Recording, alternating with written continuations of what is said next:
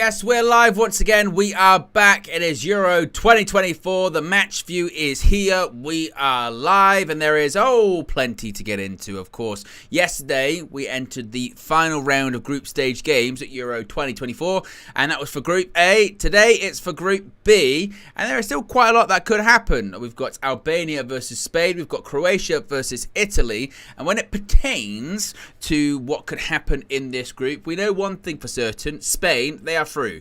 They won their first two games. They defeated Italy. They defeated Croatia. They're through with 6 points. Also, they're going to top the group most likely. Nevertheless, there is still a lot to play for when it comes to second, third, fourth. Second place, of course, going through. Third place, possibly a best place, third place team.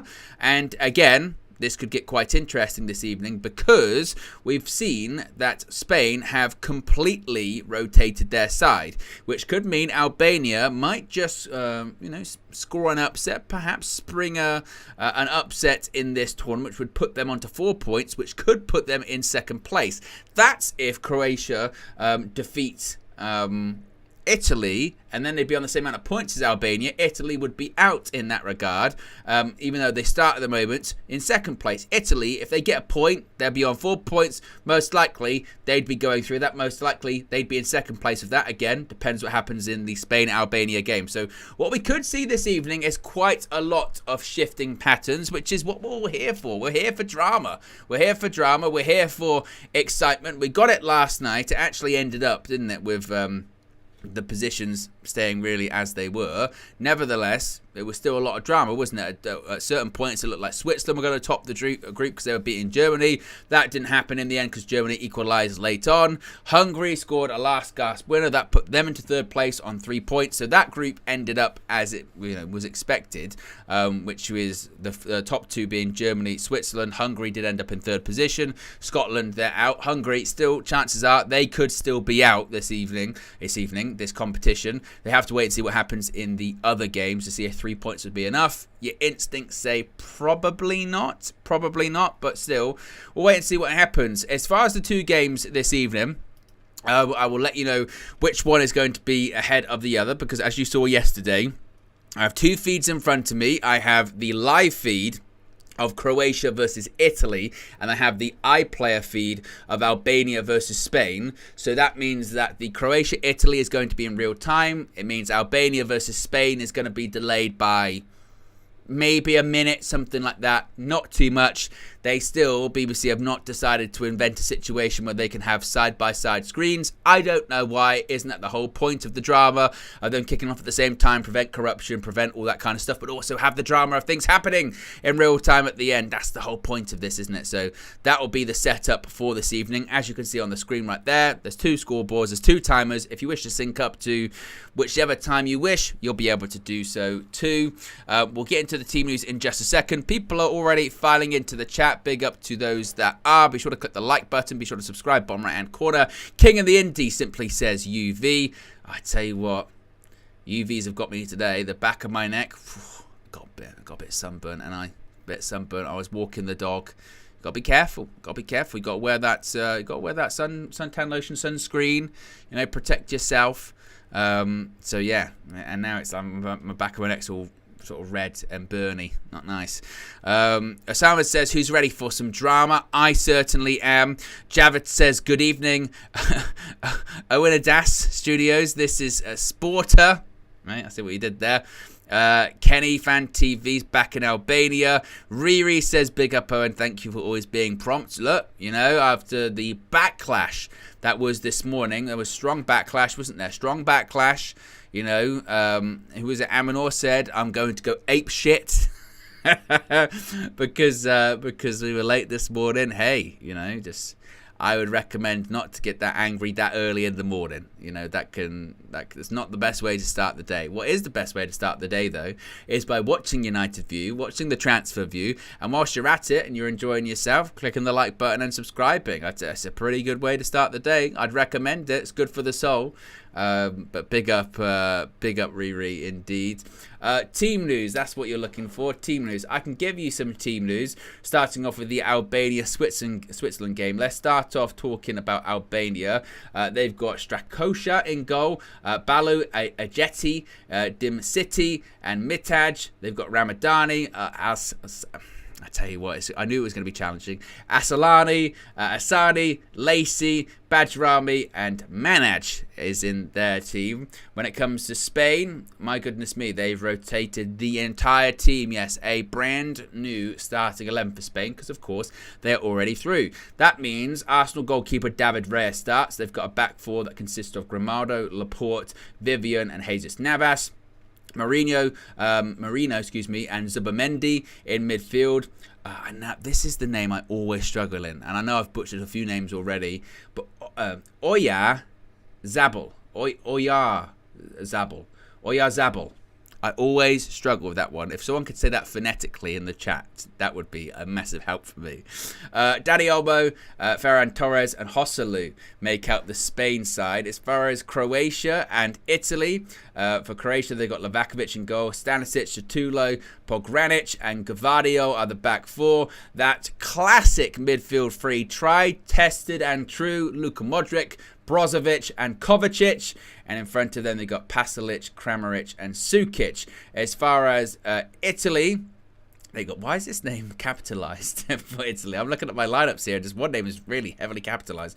They're going to be playing a back three with wing backs. They've got Donnarumma in goal, Calafori, Bastoni, and Darmian. Yes, Manchester United ex-player Matteo Darmian playing at the Euros. Right centre-back for them this evening. Wing-backs are DiMarco and Di Lorenzo, who got absolutely rinsed in the game against Spain, didn't he? Di Lorenzo, it was a bad night for him. Midfield, two of Jorginho and Barella. In front of them, they have Pellegrini. And up front, they've got Raspadori and Retegui. Are the strikers for Italy this evening. So they've made actually a couple of changes. It seems like Gianluca Scamacca has been dropped by them this evening. So as I mentioned, we'll be primarily, I mean, the focus, well, the actual live one will be the Italy-Croatia one. That's the one that's got a lot more that can happen in terms of permutations. But look, this group, we know Spain are definitely going to be top. That's what we know. So they didn't have to worry about anything. They're through. They're top of the group. As far as everything else is up for grabs, up in the air. And I do think that the fact that Spain have rotated their entire side, that does throw a little bit of a wrinkle into this one. It doesn't rule out an Albania win, and that also would turn things upside down too, wouldn't it? So I'm excited for this one. You know me, I love the drama of these final group stage matches, and I think like everyone, you get excited trying to find out who's going to be playing who's going to finish where. Last night was a good start to that, certainly, wasn't it? And this evening is definitely going to be the same, I think. As the teams just coming out on the pitch for the Italy game. They're in the tunnel for the Albania-Spain game 2. I'll make sure that is ready as well. This is the only thing when it's with these ones. It's like spinning different plates. But you just got to believe. Believe you can do it. Mr. K says, Owen, I'm so happy we are so close to appointing the great Ruud van Nistelrooy. Well, yes, looks like that one is going to happen, him becoming an assistant manager. What that means for the likes of Mitchell van der Gaag, Benny McCarthy, remains to be seen. Both of their contracts, I think, expire at the end of the month, they were saying. As we await the national anthem of Italy first. And it's a strong one, isn't it? It is a strong one. It's a very good national anthem. It's a strong national anthem, and it's sung very well by the Italian team, the Italian players. And you just associate it, don't you, with footballing excellence and big football matches. Italia! Yeah, strong. Very strong. I know James B from AFTV, he'll be bouncing it out at the moment. Victoria! And again, the only reason I know that is because I learned it because I thought Inter Milan were going to beat Man City in the Champions League final. And I was going to start a stream by singing the Italian national anthem. And now I know some of the words just for no reason. Italia,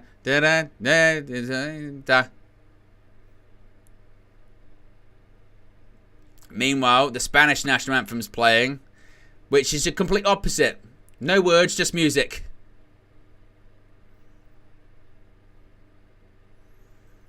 Okay, it's Donnarumma. Looks dialed in, looks ready. Hey! It's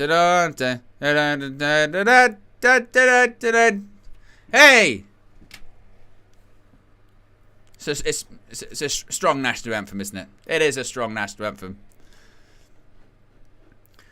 Now, as you this should be the case as it was last night. This is the live point in the right direction, Owen. This over in this direction is there's Vicente Del Bosque. He has aged a little bit. He's an old man.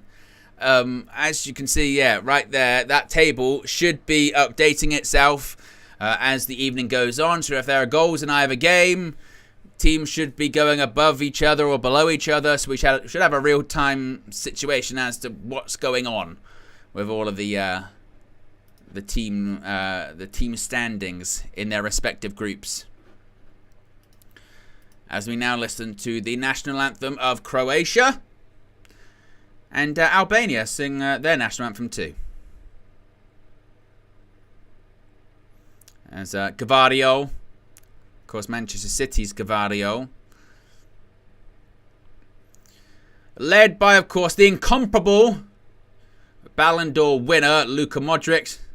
Camera right in his face. Oh my God. Any more in his face? Sing, Luka, sing!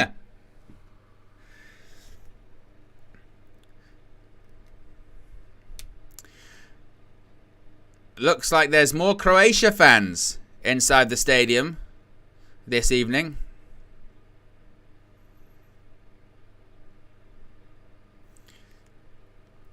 Indeed, it's all over on the line.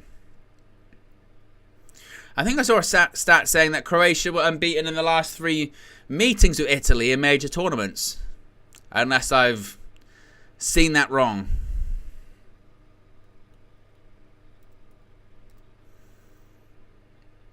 I mean, I tell you what, Jonathan Pearce, who's on commentary for BBC, sounds a bit down this evening, doesn't he? Croatia, they've got that, and Kovacic is in there, and Brozovic and Modric, Petkovic is act, and Krameric's going to be in there. I mean, he sounds a little bit. Come on, Jonathan, bring the hype, bring the energy. Like when you used to do Robot Wars commentary. I need that, Jonathan Pearce.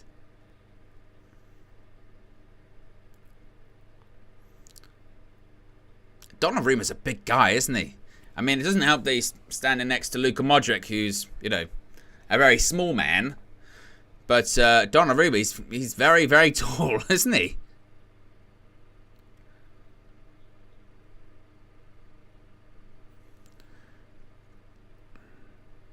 Of course, Italy head coach Spalletti won Serie A with Napoli a couple of seasons ago. And they struggled to follow that this season, didn't they, Napoli? Went through a few different managers.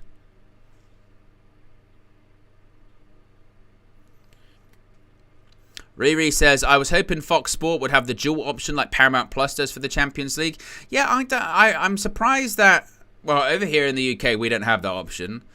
Be interesting to know in different countries they do have that option. I'm not sure. You would think, wouldn't you? I think as a neutral, you don't want to be forced to pick in one game, do you? You want to watch both at the same time.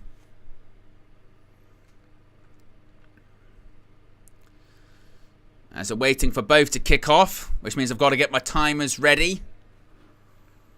Which I'm sure, you know, definitely won't screw up at all. To be fair, it looks like my feeds are going to start at the same time, which would be remarkable. Which would be remarkable. Right. Concentrate. 9, 8, 7, 6, 5, 4, 3, 2, 1. Kick the ball. And we're off on that one. And now just have to wait to see where we're off on this one on my left-hand side. See what how far behind we truly are with all of this. And we're off in this one too. Albania kickoff. They're wearing the red kit. Spain wearing a... What colour would you call that? Cream? It's not really golden. Kind of a beige. Kovacic. Pasalic. Gavadio is there as the option.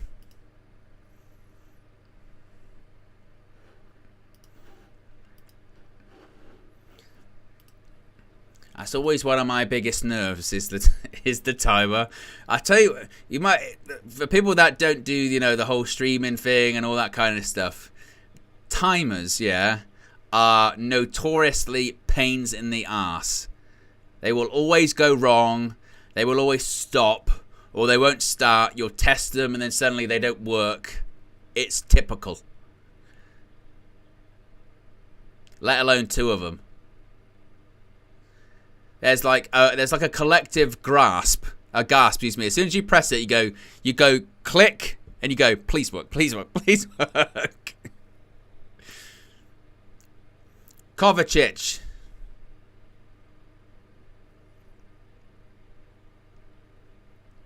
There is Kovacic.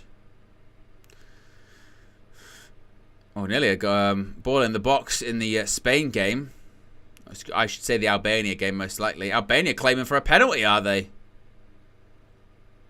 Looks like Spain are now going to counter-attack.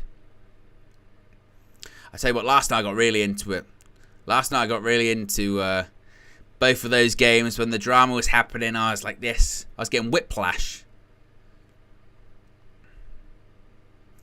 Kramaric.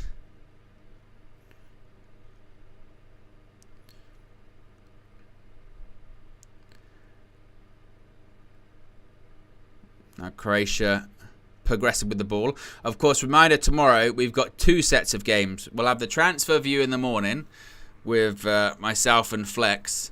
Then we'll have the final games from Group D, which is some fantastic games. Of course, that's the group that's got France in it. I think it's France, Poland, Netherlands versus Austria, which is a really interesting game. Netherlands-Austria is a really, really interesting one. Of course, Austria have been so impressive in the Netherlands. Huge amount of expectation on them. And then later on in the evening, we'll find out what bloody happens with England, won't we? Should win, should top the group. If we don't, we may have a meeting with the Germans on the horizon in the next round. Well, we will if we finish second. And Croatia just passing around the back. Just very sort of, you know, making sure they don't... the only thing I hope doesn't happen in this game is what kind of happened in the Scotland-Hungary game last night for quite some time, which was just... They were both quite cautious. Ball in, and Italy defended the Shepherds that one out. Yeah, it was just a little bit too cautious for a while, with both sides, you know, a bit afraid of losing.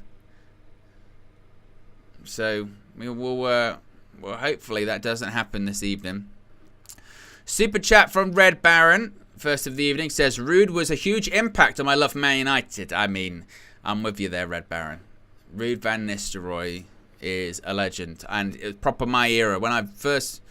That's a shot. Whoa! My goodness me, what a save that is by Donnarumma. It was an absolute thunderbolt by Susic.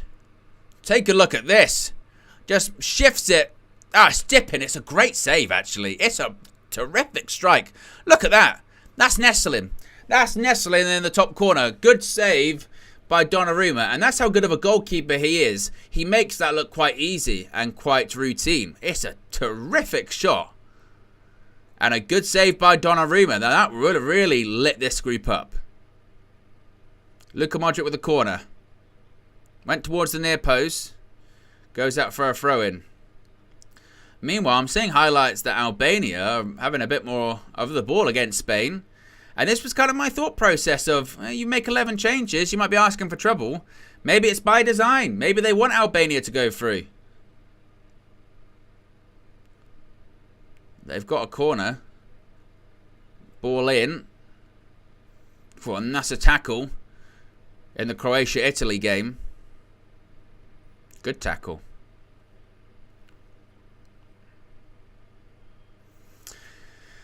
Yeah, I did see that Conor Gallagher looks like he's going to be starting tomorrow. That's Gareth's big solution, isn't it? Gareth's big solution. Trent out, Gallagher in. Cobby, you might as well go home, mate. What's the point? If you can't play in the final group stage game against Slovenia, no disrespect, then again, why bother? Why bother, Cobby? Yeah. Here is Luka Modric. Just outside of the boot. Goes to the number 2, Stanisic. Should probably have my my cheat sheet numbers here. Usually I have the sort of player numbers in front of me. Because you can't pretend to be an expert, you know every single player.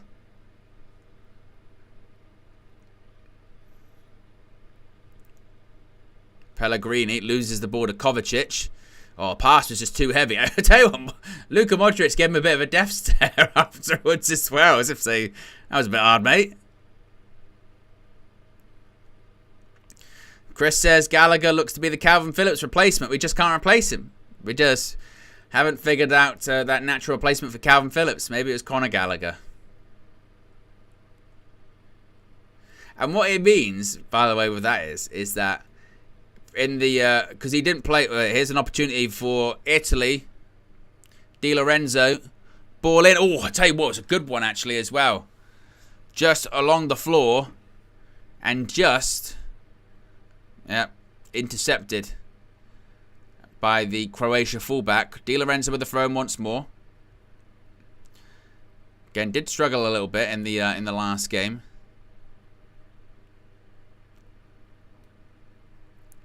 And now a bit of possession for Italy. Super chat from Red Baron says, Devil's advocate, maybe Southgate is protecting Cobby from the media. I might be reading too much into it, but I like to believe that.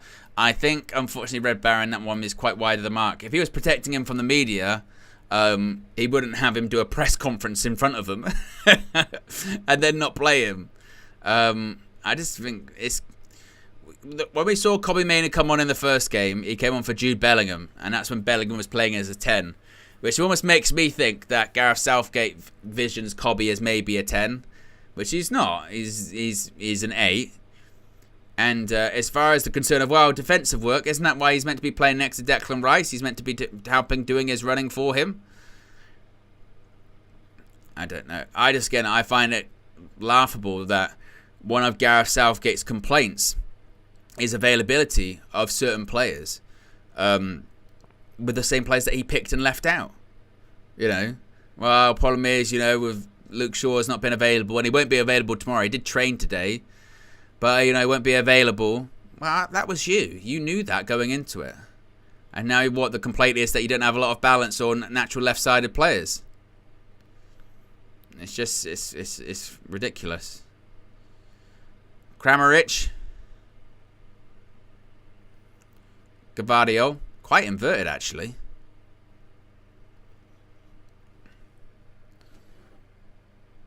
And this is the thing with this Croatia team, is that despite, you know, people's perception about how old they are and, you know, the end of a generation, all that, they always find a way to end up going through Croatia. So I wouldn't be shocked if they pull out a result this evening. I'd be just, again, that's what they do. They were looking for a foul there, not given.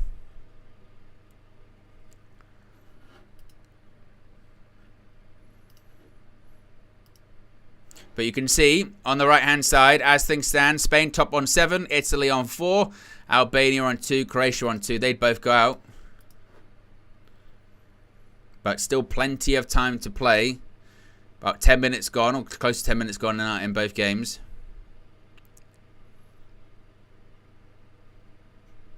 I mean, I say that, you know, 9:55 in the Croatia-Italy, 9:40 in the Albania-Spain.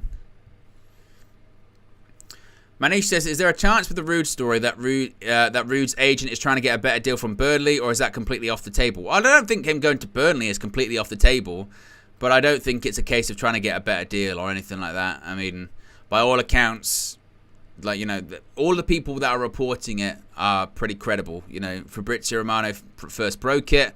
Then you've got outlets in the Netherlands that are very close to Ruud van Nistelrooy himself are reporting it. Seemingly it's kind of tied to Erik ten Hag's. That's a header, that's wide. Seemingly it's tied to Ten Hag's new contract and new role. So there's definitely weight to it. Of course, look, he could end up going to Burnley, but all of the reporting now is kind of suggesting that he would prefer the United opportunity as opposed to Burnley. So it's looking likely that one's going to happen, and it might coincide with Ten Hag's new contract being announced too, with the expectation that's all going to be announced before tour. Hopefully, in addition to that, some transfers might be announced before tour too. Who knows?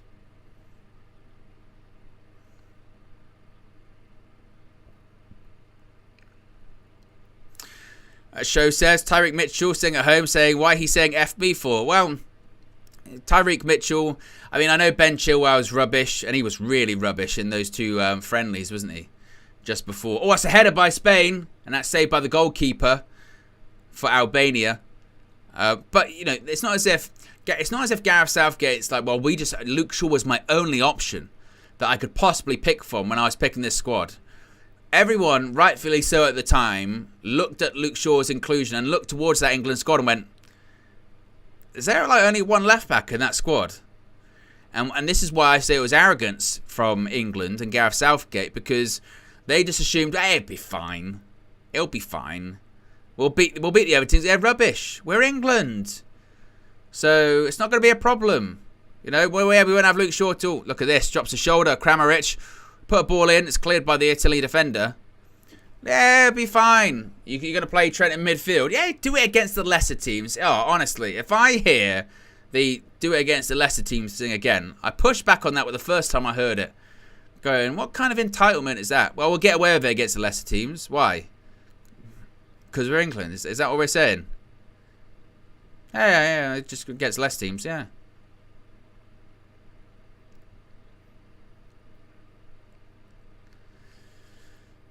Ridiculous. Here's an opportunity. Oh, through ball for Spain. He's in off the post. That's 1-0 to Spain.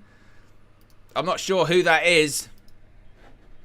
Ferran Torres puts Spain 1-0 up. And Albania, their hopes of staying in the tournament are now in big trouble. Big trouble. And Spain continue to impress. And this isn't even the best Spain. This is Spain's backup. Let's have a look at this. Look at the run from Ferran Torres. Yeah. Dani Olmo, good pass. He's onside. Passes through the centre back. Ferran Torres runs off the fullback. And to be fair, the finish is great. Take a look at this. First time in off the post, 1-0. A great finish. Gets the angle perfectly right. And that's 1-0 to Spain. And they're looking like they're going to be the first team to have a perfect group stage. They stand top with 9 points at the moment.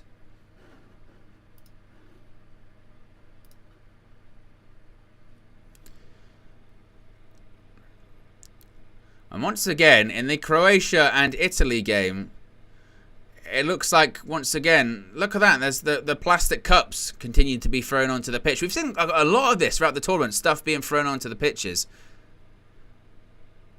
I mean, there's a bit of a question. I mean, obviously is Luka Modric wins the ball there. He's going to travel with it. He's going to continue to travel with it. Obviously, he's not going to run the whole pitch. But yeah, a couple of questions about the security at the tournament, aren't there? I mean, obviously with the Ronaldo situation the other day, how many people was it? Was it 5 people on the pitch? 5 people on the pitch to come on and try and take a selfie with Ronaldo. It was ridiculous, wasn't it? Raspadori, a little shove in the back on shooter low, but couldn't do anything to him.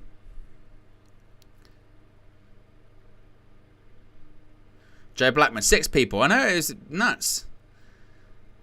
Again, it was like that. It's like that. It's like that video of that. Is it the Spurs steward? The whole when they go like that and he goes.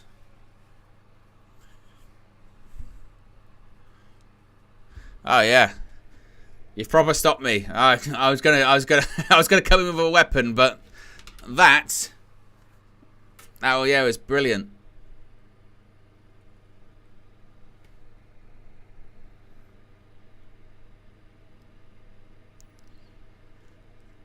Gavadio. He says he was fouled. Referee agrees. Free kick.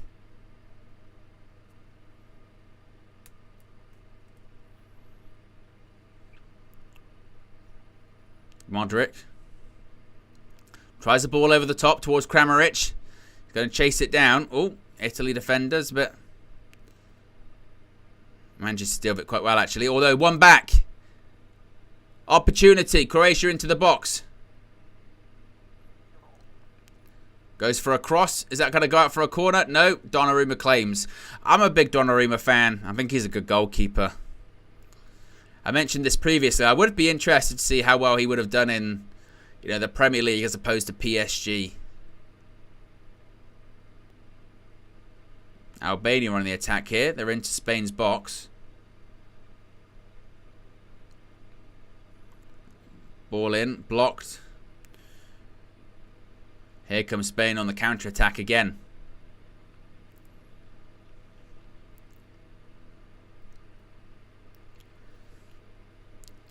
Ridwan says Gareth Southgate set to make one change in England's game against Slovenia tomorrow. Conor Gallagher, easy of me to say, replaces Trent at midfield. Foden keeps his place on the left wing. Do you know what I've been quite frustrated by in the last 24 hours? And I want to know what you guys think about this. So the England players have pushed back, haven't they? The England players have pushed back, and they've said that they've pushed back and said that the criticism on them was too much, and they've got a problem with the pundits and the analysts and the journalists, but mainly sort of the ex-pros saying the things about them. And I looked at this when they said this, and I went, whilst I don't necessarily disagree, where has this energy been all season? Because when they're saying it about your rivals, when they're saying it about players in the Premier League, you don't have a problem. But suddenly, once they start saying it about you on international duty, suddenly you have an issue. That's quite interesting, isn't it? Because I've seen them say all sorts of things about Manchester United players this season. They didn't have an issue. Oh, Croatia nearly made a bit of an error there. But suddenly, if you say, for instance, Trent Alexander-Arnold didn't have a good game in midfield. Granted, he shouldn't be in there in the first place, because why would you play a right back in midfield? But still, they go, that's too much. When you're talking about other players in that team, criticising them for not playing very well, hey, let's not do that. Let's not say that. Oh, it's all right though when it's maybe not an English player in the Premier League, right? As has been the case with a lot of these things, isn't it? We have, and I feel like maybe as Manchester United fans, I feel like we have probably, as a fan base, had this conversation more than many people, which is that line of criticism going too far. And I think we've got a pretty happy medium as Man United fans, which is a lot of that criticism tends to disappear pretty quickly if you start delivering performances. Now, do some people take it too far? Of course they do. Do some people step over the boundary? Of course they do. And it's wrong, because that's social media and it's horrible. It's a cesspool. And I do sympathise with the players to the extent of, well, back in the day, maybe that information wasn't as readily available, but you still had the back and front pages. You still had the news channels, which were always there. So I understand that and I sympathise with that. But at the same time, again, you haven't made any noise all season about it, particularly, again, when they've been doing it to non-English players or players that aren't at your club, and you haven't said boo to a goose. Now suddenly it's a massive problem.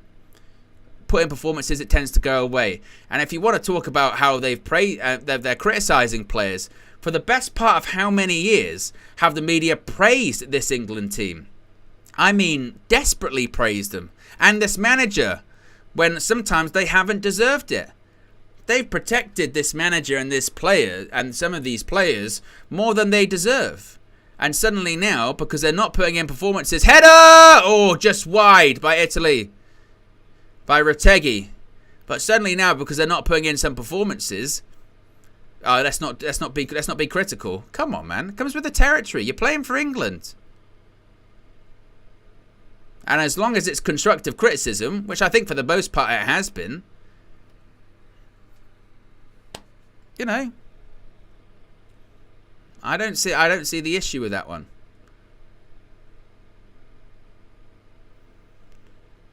And they're like, well, these ex-pros who have been in the position, they should know better. Well, they're paid to be given their opinion. I think as a consumer of the product, I'd be much more annoyed if I see them on television openly saying something that I know that they don't believe, or I know that they're lying about, just for the sake of, well, I want to make sure that I'm being nice. It's just stupid. And again, you can't have it both ways. You can't be silent all season, then suddenly start perking up now. Ball in for Italy, headed away by Croatia. DeMarco.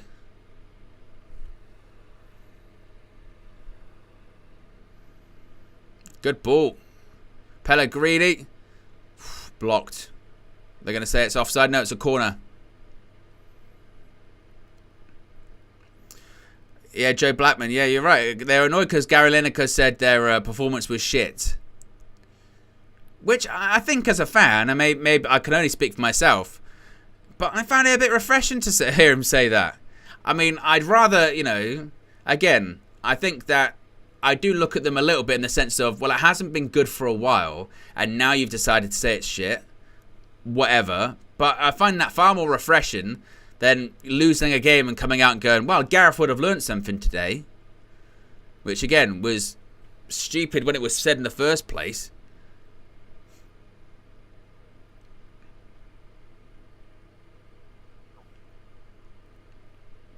Oh, terrible cross by Raspadori. Awful. And that goes out for a goal kick.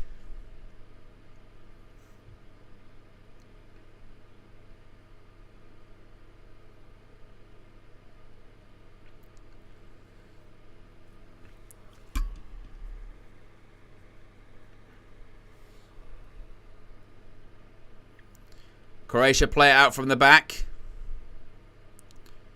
Still 0-0 in that game. Albania in their game are 1-0 down to Spain, who will qualify as group winners anyway. But at the moment are looking for a perfect run in the group stage.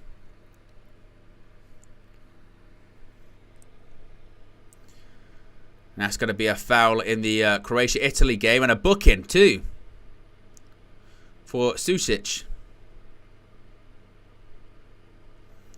Show says the only good performance in 3 years was the 6-2 against Iran, and that was Iran. I'd argue that, and we played, was it Ukraine at Euro 2020? We were pretty convincing in that one. But there aren't a huge amount.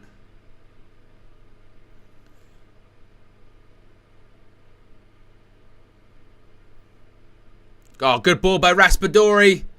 And the goalkeeper does very well, Livakovic. Otherwise, the Italy player was in.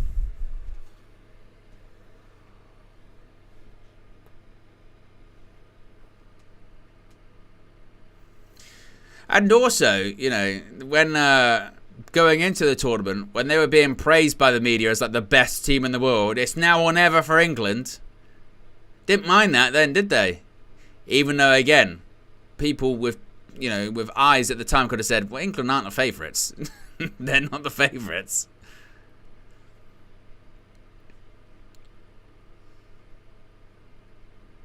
I think we win tomorrow and we go through as the group leaders, but I still stand by my prediction, which was I think England go out in the quarterfinals.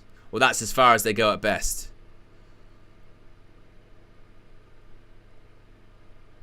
Spain, that's a cross block. They're going to have a corner in their game.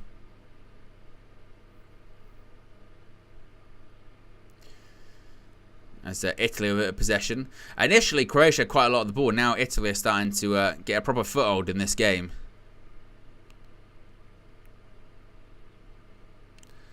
Starting to nip the ball around much better. Good switch of play. Good touch. Croatia win it back. Oh, a poor pass towards Luka Modric. He's through. Good block. But the Lekovic couldn't hold it. Squirms away. And that's a corner. Show says, don't think we'll win tomorrow, Owen. It will be 1-1, but I think Denmark might draw against Serbia as well.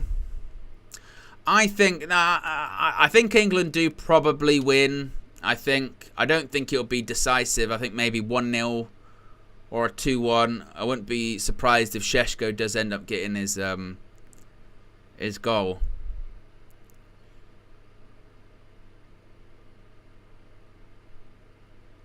Ball in, headed away. Joe says, don't be so negative, Owen. England could get to the semis again. Header! Oh, good save. What a save that is. By Livakovic. Brilliant save by the Croatia goalkeeper. I mean, it should be 1-0 to Italy. Take a look at this.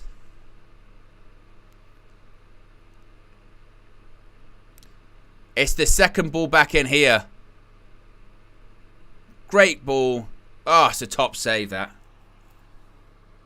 Top save.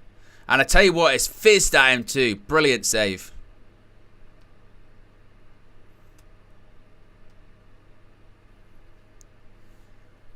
Headed away.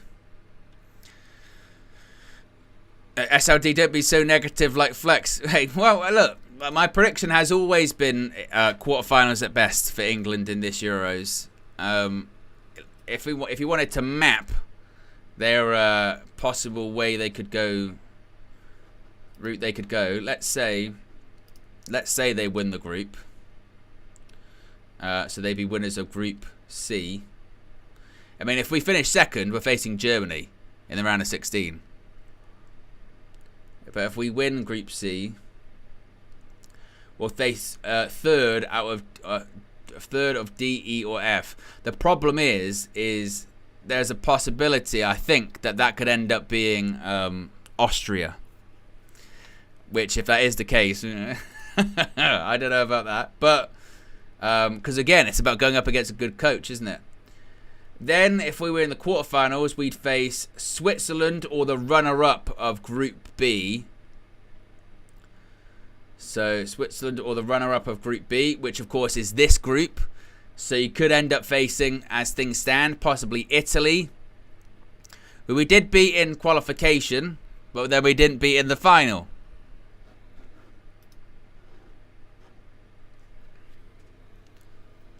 And do you know what the annoying thing is, yeah? With a lot of these, and this is typical England too. A lot of the teams that we face, if we face Italy in qualification, we'll beat Italy. If we face Germany in like qualification or whatever, we can do that. It's just when it matters. Which again says a lot about the English sort of mentality or England players or the coach. When it matters, when it really counts.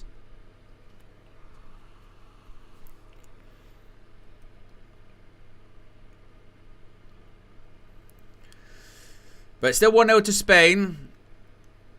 Italy had a massive chance in this game, saved by the goalkeeper. And still, as things stand, Spain go through as group winners with a perfect record. Italy will go through second with 4 points. And really, Croatia and Albania would be out. 2 points, not enough for Croatia. Of course, Albania, bottom of the group. So Croatia needs something. Good pass by Luka Modric. Kramaric.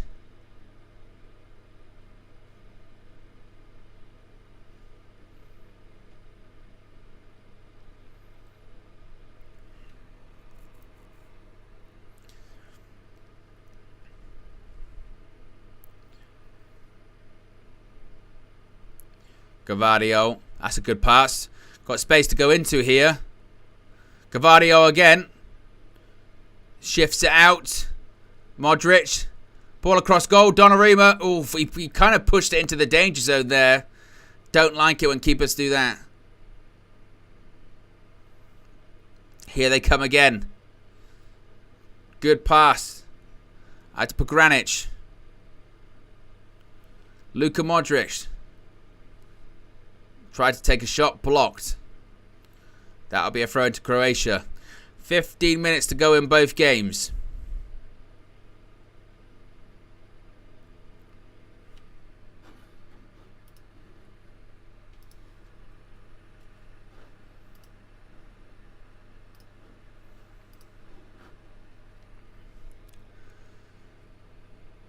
Kovacic.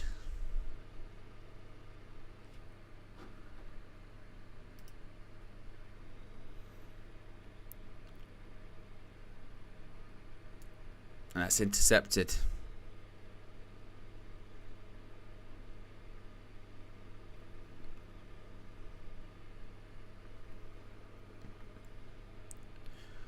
Just see Modric when he put the ball across goal. Again, I don't like it when keepers do that. I don't really see the point. I mean, sometimes you're kind of forced if the player's behind you, but you're asking for trouble.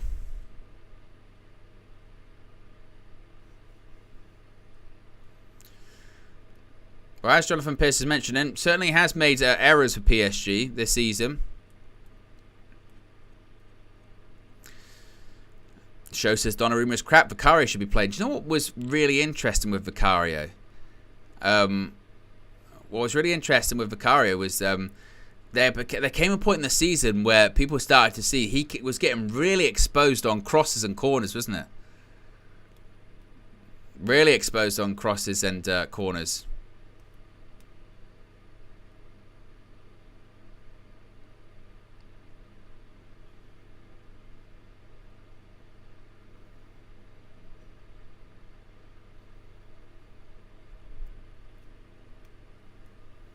Is Gavadio.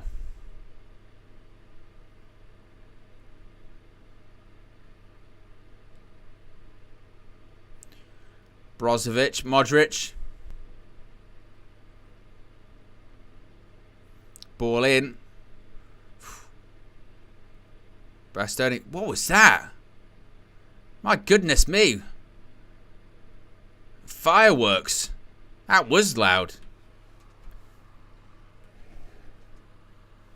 That was really loud. My goodness. Look at Spalletti. Look at these. Proper. It looks like as well the blazer that the Italian sort of managerial staff is wearing is more like a cardigan, isn't it?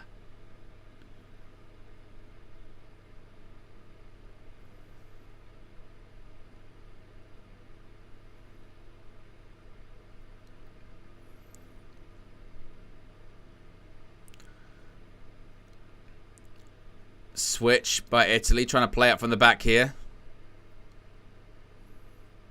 It's going to go out for a Croatia throw. No, free kick to Italy.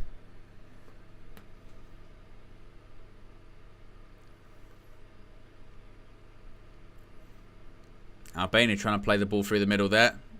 Blocked off. Spain on the attack once more. Ball across goal. And that's headed out for a corner.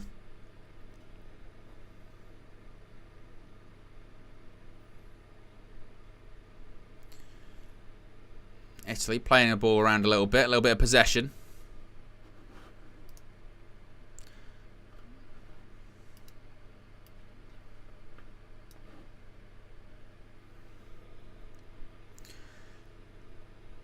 About 10 minutes remain in both of these games. Only one goal.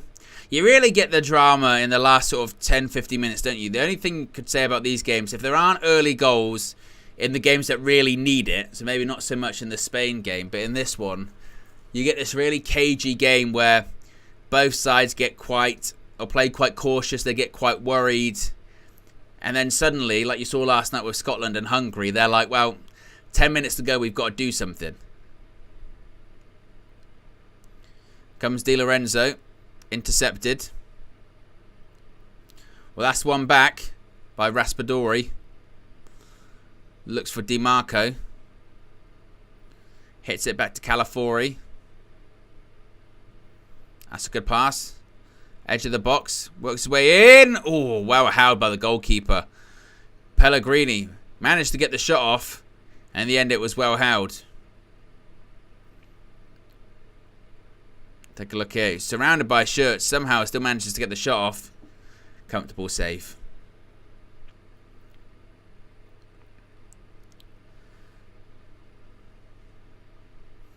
Spain into the box. Shoots. Blocked by Albania. Last gasp defending. Cleared out for a corner.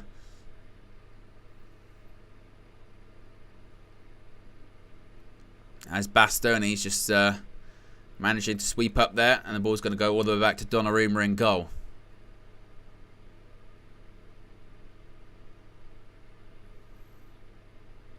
Pass by Donnarumma. Oh, that's not good. A bit of an error. Here come Croatia. Pasalic. And that's a corner to Croatia.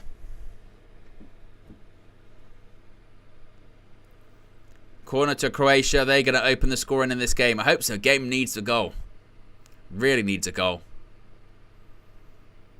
Luka Modric's going to stand over it. Some of the deliveries haven't been amazing thus far. Modric goes short. Modric, better angle perhaps to put in. Puts it in towards the back post. Nobody there for a goal kick. Now, I mentioned a couple of... it's been a bit of a theme in some of these games. Some of the sort of deliveries from set pieces have been rubbish. They have been. I mean, looking at the biggest chance of the game, which is that save from Livakovic in goal. It was Bastoni's header.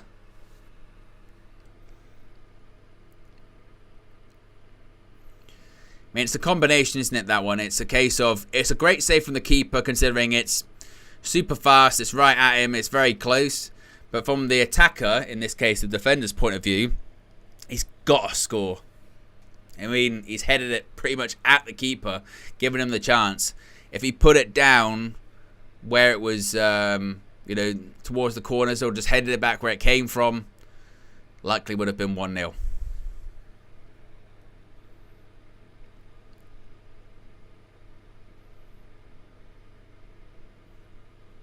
Brozovic.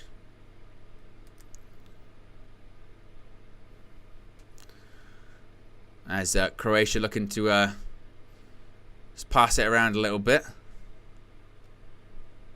To Stanisic.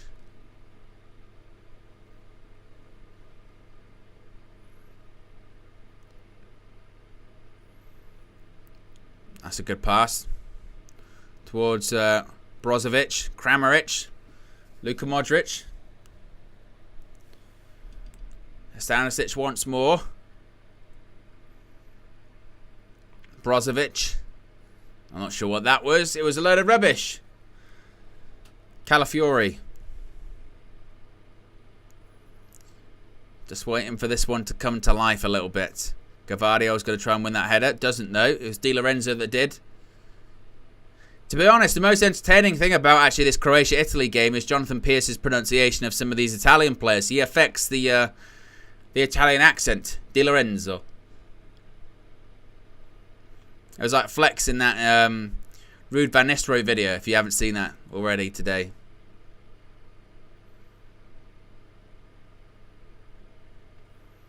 Italy win it back. Referee says play on, plays an advantage.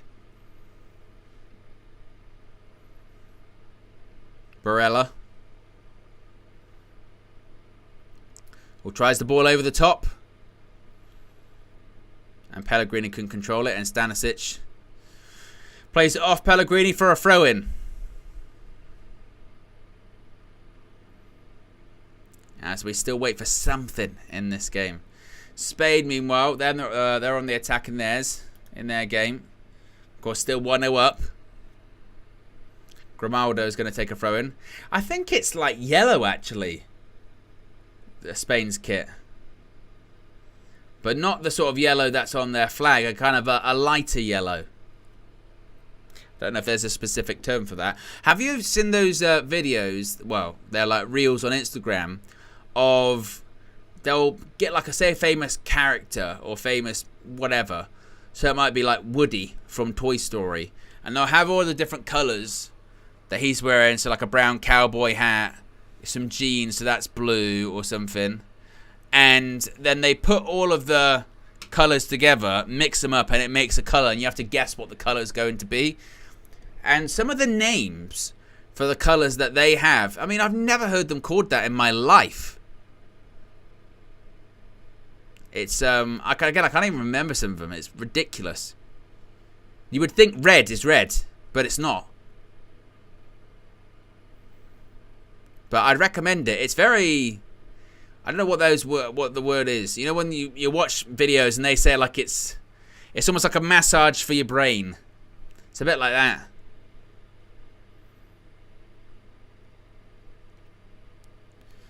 It's a high boot in the Croatia game. Going to be a free kick.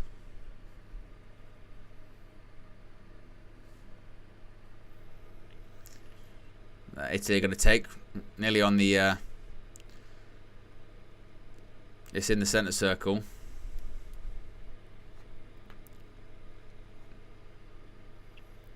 And really just a complete lack of end product in this game. Very, very sort of flat. Both teams, no real end product at all. And it doesn't have the intensity that maybe you would expect from a game where both are looking to... Well, I suppose Italy, they're just looking really probably to get a point. But you would expect maybe a bit more urgency from Croatia. Maybe they're trying to sort of conserve their energy for the second half. I don't know. Luka Modric. Here's an opportunity. Cuts inside.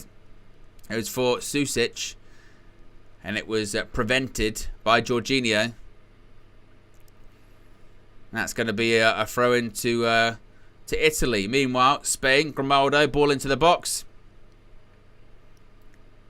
Edgebert, oh, great reverse pass. Oh, a little flick. Oh. If that went in, that'd have been a hell of a goal.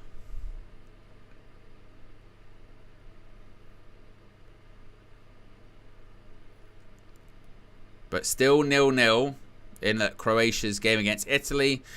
1-0 for Spain against Albania.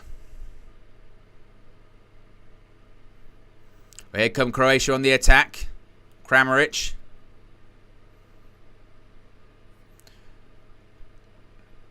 Italy on the attack here. Out to the right-hand side to Di Lorenzo. See what I mean? Jonathan Pearce is loving the Italian accent. Di Lorenzo. Raspadori. Di Pellegrini. Tagliatelle. Like that kind of. He's proper. Which I suppose is the right way to say it, but it's always a bit obnoxious. You know, like when if you've ever been to an Italian restaurant and they've got an accent, say like mine. And they'll go, what are you going to have? I think I'll have the tagliatelle. I think that's what I'm going to go for. You go, wait a minute. What was that? Like, excuse me? What did you just do then for a second? What did you just do then? I don't know what you're talking about. No, you just sort of put on the accent then for a little bit. No? I didn't. I just said I was going to have... Well, say again. What are you going to have? What are you ordering? I just said I'm going to have the tagliatelle. Well, no, so you did it again then. You did that again for a second. You put the accent on. What was that? I don't know what you're talking about. Okay. Very strange. I mean, if you're going to say it, just say it, you know.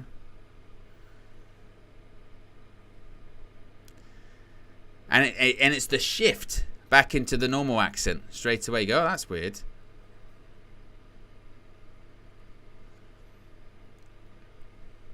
Albania shoots! Oh, good save by David Raya. Would have been a fantastic goal.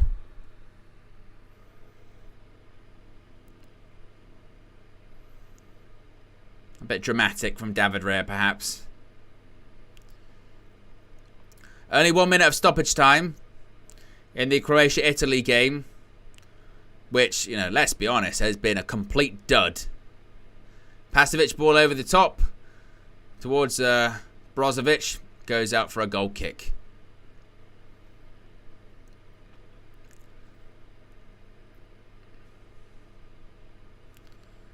Meanwhile, in the Spain game, Spain are on the attack. Cuts inside, right-footed, deflected.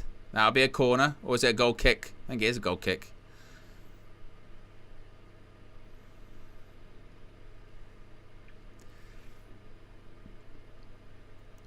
Donnarumma takes the goal kick. And the referee actually signals for half-time early. Thank God. You've actually done us a bit of a favour there. What a dud of a football match between Italy and Croatia. Very, very flat, that one. My word. And it's half-time in Dusseldorf as Spain are halfway to being perfect. 3 wins out of 3 in the European Championship group stage. But as I mentioned, that was very, very, very flat when it pertains to Croatia versus Italy. You had hoped that you were going to see, again, maybe something in the Croatia-Italy game. A bit of impetus. We really did not see that at all, did we? But there you go. As things stand, you can see to the right of me, Spain top the group with a perfect 3 wins out of 3 games, 9 points, and also a goal difference of +5. Italy, as things stand, they'll be going through in second place, 4 points. Croatia, 2 points. They'd probably be, well, they would be going out with that. You're not going to be a best placed third team with just 2 points. And Albania would be finishing bottom of the group with just the 1 point. So hopefully, I mean, not so much in the Spain game because, you know, I think Spain are going to win that one now. Although Albania do look like they might have a goal in them. But in the Croatia game, you know, not so much for Italy. Not so much for Italy because as things stand, look, they'll be going through second place. They probably had anticipated that going into the group anyway. So they'll be like, nah, we're very happy with that. We'll take that. No problem. But it's more Croatia. You're looking at them going, just come on, do something. Try and make something happen. You're not really doing anything at all. They haven't really threatened the Italy goal all that much. Has Donnarumma had to make any really big critical saves? I mean, I'm just going to look at some of the stats here in this one. They've had 2 shots, 1 on target. Yes, they've had 58% possession, but no real big threat. Italy actually came the closest to scoring, and a game that many, you know, had hoped would be quite entertaining or something. Just no. Not at all. In the Spanish game, the goal from Ferran Torres was actually a really good goal. It was a good pass, and actually the finish by Ferran Torres was very well done. First time shot in off the post, and that will probably be all she wrote when it comes to Albania in that one. But again, you never know, they might muster up something. But we spoke about the drama, didn't we, last night with the Scotland game, and maybe we'll see that later on. You see this shot actually in the first few minutes there, which led to actually a good save from Donnarumma. But that was their only shot on target. And how early was that on into the first half? From Susic, that might have been, 10 minutes in, perhaps? It was not a lot to write home about at all in the first one there. Wayne Rooney from the wide angle looks like Lee Mack, doesn't he? I only just noticed. I thought, what's Lee Mack doing there? It's Wayne Rooney. And speaking of which, Alan Shearer has definitely been out in the sun because his shirt's the same colour as him at this point. But for a second I was like, what's Wayne Rooney? Is that Wayne Rooney? Looks like he should be on Not Going Out. Maybe that's the most entertaining thing that's happened in the first half, perhaps, of this game. But to be fair, the games tomorrow are going to be really good, aren't they? I'm really looking forward to the Netherlands versus Austria. That'll be the primary one I'm paying attention to tomorrow when I do the dueling watch-alongs. And then, of course, the one I'll be paying the most attention to will be England. Look at Wayne. Look at Wayne Rooney. Do you know what, actually, with Wayne Rooney? he is surprisingly a really enjoyable pundit. And the only reason I say surprisingly is because, throughout his career, he's been quite shy, reserved, and doesn't really like doing too much media and, all that kind of stuff. But the media work he has done, whether it's on the overlap or when it's his punditry that he's done for Sky and for the BBC, I really enjoy listening to Wayne Rooney because he doesn't overcomplicate it. He doesn't try and be any different than who he is. And of course, you respect him because of all of that he achieved, and he's a fantastic talent. But he's very, he doesn't mix his words or anything like that. He just kind of says how he feels. He's not worried about political favours or standing. He's not afraid to criticise players, and he's also not afraid to tell stories from when he was playing and talk about players that he played with that maybe he didn't rate, or certain stories that maybe haven't seen the light of day that much. He don't really care. I tell you what as well, is Rooney dyeing his hair? It's looking very dark, isn't it? Or maybe he's got the powder that's going on. I mean, I'm not too much to criticise. I mean, my hair's. I think I'm losing my hair. I'm going to be joining KG very soon. And that's what I rate about KG. Yeah, is that he's told this story, didn't he? When he was turning 16 or 18 or something like that, he noticed that his hair was going, and he went, "Nah, I'm not even going to bother. It's just all going to go," which is a smart decision. It's a risky one. It's a risky one, but it's a smart one because eventually people just get used to you with the bald head. I don't know if I'll have to go bald, but I think I'll have to just. It'll have to end up going, won't it? Ridwan says powder. I think it is. I think it's the hair powder, which is very deceiving, isn't it? It's actually really deceptive. You don't on the base of it. When you just see it, you go, oh, they've got a head of hair. And then it's only when you sort of look a little bit closer, you go, that hair doesn't look like it's got any sort of defined edges, Yeah, that's what it's got to be. But it does look. It looks darker, doesn't it? I don't recall him. Yeah, the hair's definitely been powdered or something. Definitely, I think so. I think that's the case. I think they're going to go to another shot of him in a minute. Yeah. Again, this is the most entertaining thing about this first stuff going. Wayne Rooney putting the old hair powder in. I always find it interesting. You see a lot of actors. Do you know what's a good one? Dave Bautista. Used to be the wrestler. He's been bald for a long time, and occasionally his hair grows back. And you see him do an interview, and you're like, you haven't got hair. And usually it's because he's filming a project. He's filming a project, and they put the hair plugs in, and then that's what they do. And it just looks a bit off, just a little bit off. But big up Dave Bautista, man, because one, he's a very, very, very kind man, very scary man, but very kind man, and also made the transition into acting from the world of wrestling. Not everyone's done it. More are doing it nowadays. Of course, the original one to transition from wrestling into acting wasn't it? Well, Hulk Hogan was in Rocky 3 before he was even Hulk Hogan in WWE, like big time Hulk Hogan. So I think maybe he did that. Jesse Ventura was in Predator.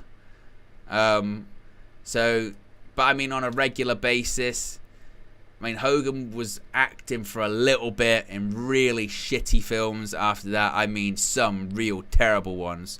Whether it was Santa with Muscles, or there's one that's Super Nanny, or something like that. Punch Andre the Giant, that's true. Obviously, he was in Princess Bride. But, I mean, maybe, in terms of a more consistent career. Hogan did it for a bit. Again, Jesse Ventura was in Predator. But, obviously The Rock in this sort of modern era is the most famous to do it. Left wrestling really early and was kind of close to not working out in it for a while. He made some stinkers of some films. Although I really did like The Scorpion King. I like The Scorpion King. He did a film Walking Tall, which I really liked, which is a remake. And he did some other stuff, and it was really like once he started getting into the Fast and Furious franchise, really started really kick off. He did some terrible ones. He did Doom, he did the Tooth Fairy. Oh, awful. Yeah, he had a run of Disney films. He had a Disney contract. He did a bunch of Disney films, which was not good. Which was not good. And then obviously, look, Batista's hugely successful, being in the Marvel Cinematic Universe as Drax, but it's a disservice to say that that's just all Batista is. He's just Drax, because that is not the case at all. Because he's been in loads of other stuff. Of course, he was in the James Bond film. He had like one line in it, but he was really good in that. He was also in one of the Knives Out films, wasn't he? Batista. He's done quite a few different things that he's been really good in. So he's a very good actor. And then actually John Cena's a surprisingly good actor as well. Him in Suicide Squad, and also the Peacemaker TV series is brilliant. Peacemaker TV series is fantastic, and I think they might have even finished recording season 2 of that. That is really well done. Yeah, really enjoyed Cena in that. HJ says Triple H was in Blade Trinity, wasn't he? He was in Blade Trinity, which was such a weird casting when he was in that third Blade film. Was a really odd choice at the time. I tell you another one who's actually been in quite a few things. Kevin Nash. Kevin Nash has been in quite a few different things. He was Super Shredder in the second Teenage Mutant Ninja Turtles film, and that's before he even became big Kevin Nash, like in the sort of in WWE or whatever. He was Super Shredder, and he was also in The Longest Yard. He was in The Longest Yard, but there was a lot of wrestlers in The Longest Yard. There was Steve Austin, Kevin Nash, Goldberg, The Great Khali was in that. Was there any more wrestlers in that? I don't know. I think they might be the only wrestlers. But he was in that, and he was also in The Punisher. He was in Punisher, and he actually ended up getting stabbed in the Punisher. That's the mid 2000s film, not the latest stuff. Redwan says Bumblebee was good actually with Cena. He was good. That was good film. I enjoyed Bumblebee. Miles says he was great in Dune. Batista. I haven't seen that Dune. Excuse me. I haven't seen that, but I have heard that he was very good in that too. So you never know when you're going to see a wrestler. You're never going to see it when you see a wrestler in a film. Expendables. Which wrestlers have been in Expendables? Because I remember there was a rumor at one point that there was going to be a load of them in there. Who's been in there? Expendables.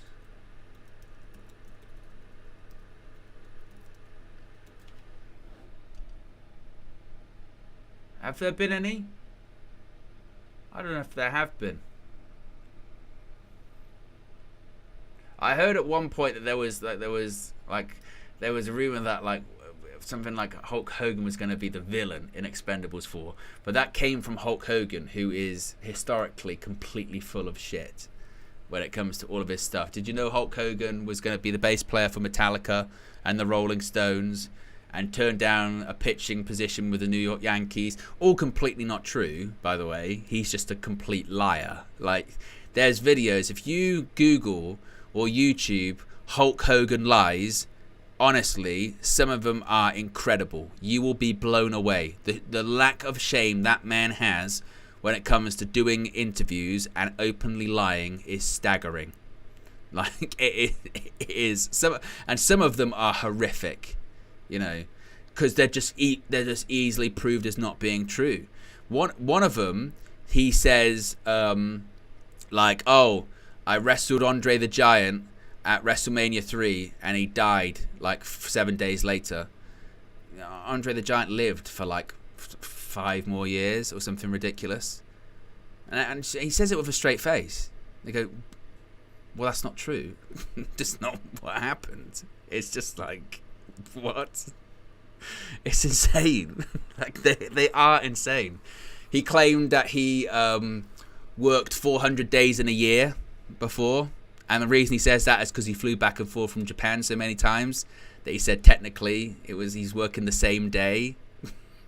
It's fucking nuts. Like, it is insane. And this is like, everyone goes like, why are you lying? Why are you openly lying? It's complete nonsense. I don't know. Liam says, don't forget Roddy Piper. Yes. How can you forget Roddy Piper? I mean, in the cult classic, I'm here to chew bubblegum and kick ass. I've just run out of bubblegum. Yeah. Come on. How can you beat that? John Carpenter as well. They Live. Yeah. Terrific. And also, I think he got fired for doing that film because he said to them, I want to do this film. And they said no. He went, I'm going to do it anyway. Which is kind of peak Roddy Piper. Teams are back out on the pitch. Hopefully, this second half is better than the first half in both of these games.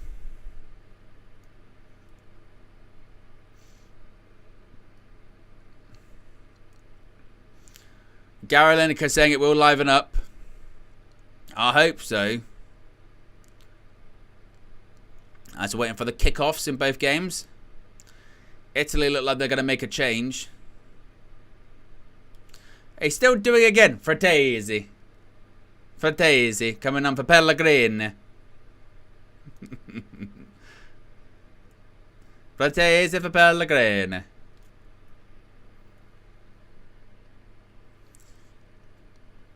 Budimir is on for Pasalic as well. Spain are waiting for this Italy game to kick off. Because they have to kick off at the same time. But there's lots of subs going on in the Croatia game. Look at the referee in the Spain game being like, well, I've got to wait. And they're taking ages.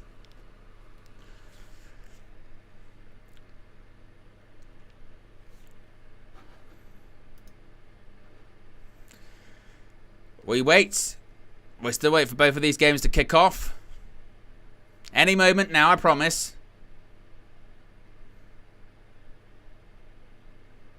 Maybe? No?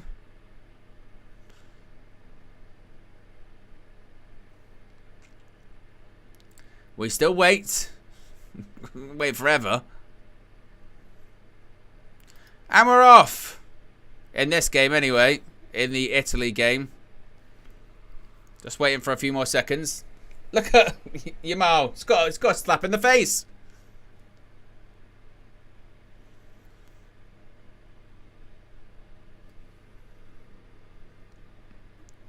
Obviously, the Spain-Albania one's a little bit more behind. Well, the feed is anyway. So we wait for this to kick off. And that one's off. Finally. So hopefully, as I mentioned, this second half for Croatia, Italy will get better. Or it's going to be completely flat and nothing's going to happen. You never know. I hope so. I think it says a lot, doesn't it, that the majority of halftime I was talking about wrestlers that have been in films. Because there was nothing to provide analysis of when it came to any of the matches. Here's Italy, Barella. Or as Jonathan Pierce would say, Barella.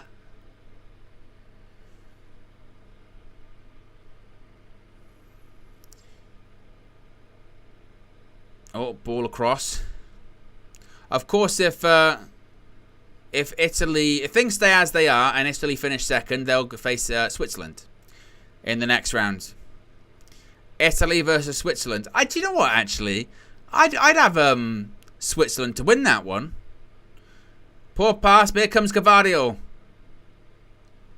Oh, puts him through. Slightly overhit. Susic towards Modric. Oh my God. Terrible, terrible cross. Terrible cross by Gavadio. Oh, I gone in. From, I think that's Hosselu. Yeah, for Spain. Have a look at this. Was it an overhead kick? Cross into the box. Not really an overhead kick. Just sort of leaning back. Gets his foot to it. It would have been a great goal had it got in. Just wide of the post.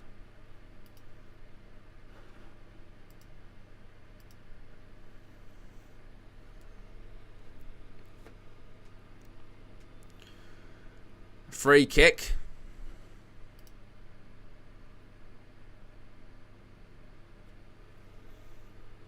It was Kramaric who goes down.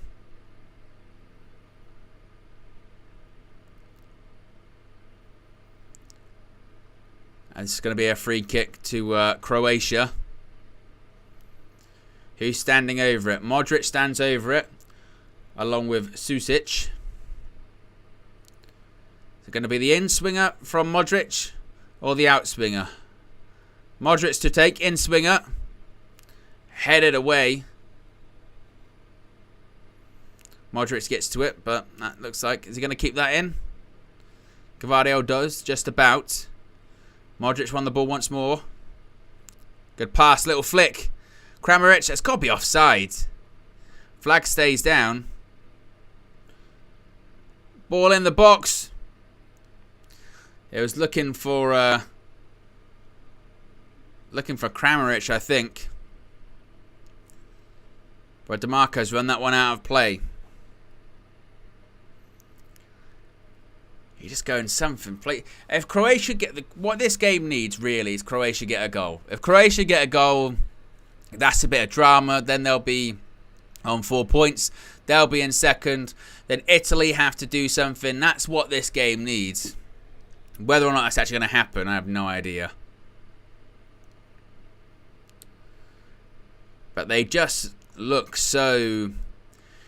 Well, I think it's not a surprise, is it? Because when you watched Croatia play at the World Cup, this is what you saw a couple of years ago, which is through the middle, they're very neat, they're very tidy, they keep control of the ball really well because they've got a really good midfield. You know, they've got Modric, they've got Brozovic, they've got Kovacic.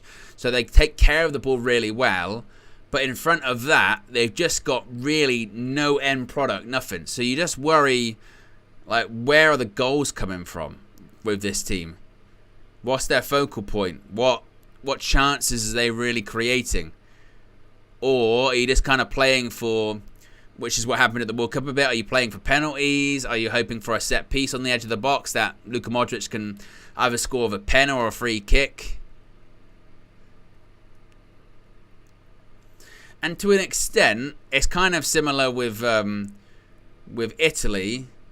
They got some tidy players there. They got, you know, half decent defense, but up front they've got not really anything.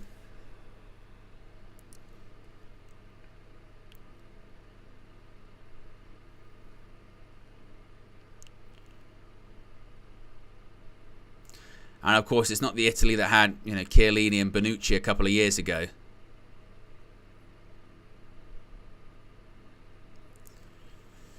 But 5 minutes gone in the second half, still 0-0, and pretty much same pace as the first half, which is pretty non-existent, wasn't it?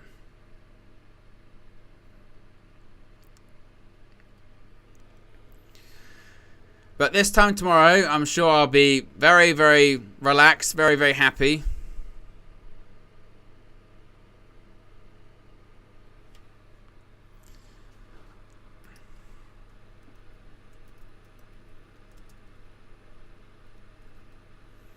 Oof, wasn't a bad cross.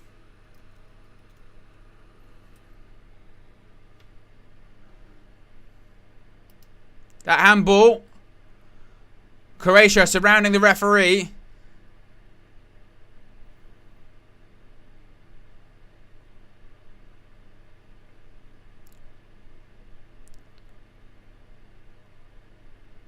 That might be a handball, you know. I think that might be given. I think that's going to be given.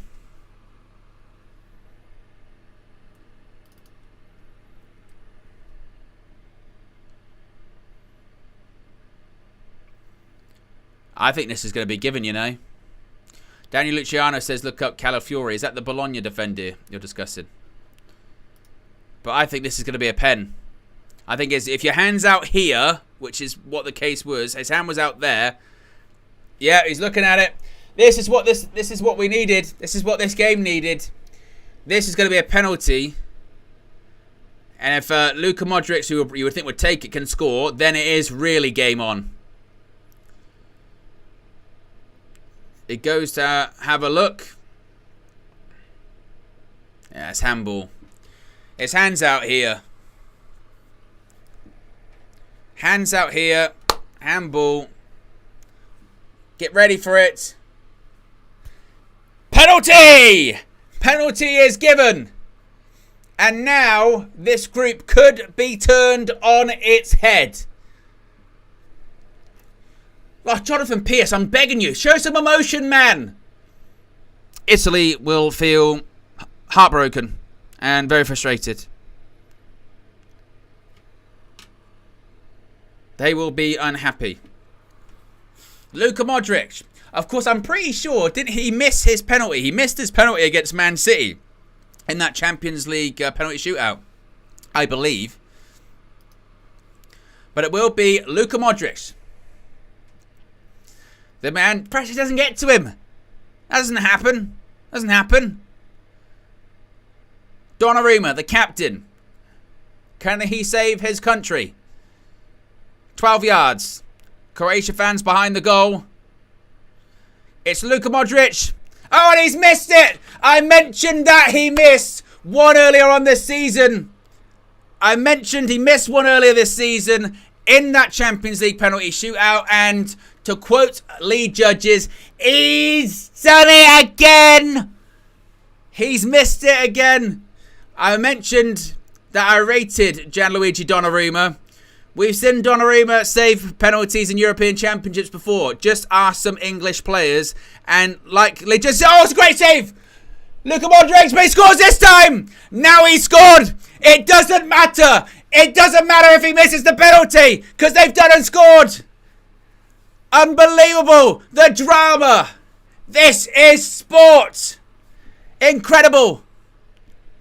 And I tell you what, Donnarumma's got a right to be pissed off. He's looking at his defenders going, what more do I need to do?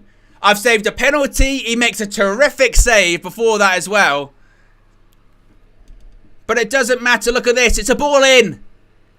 And it's a good save by Donnarumma. And now Modric, he's just there to react. He reacts really, really well. Donnarumma, he'll be pissed. He'll be pissed because he'll be like, I've just saved a penalty. I've just made a great save. And he's done it. Look at him. Look at Donnarumma comes out. He's furious. I don't blame him. I don't blame him. I'd be fuming too. He makes a great save from the penalty.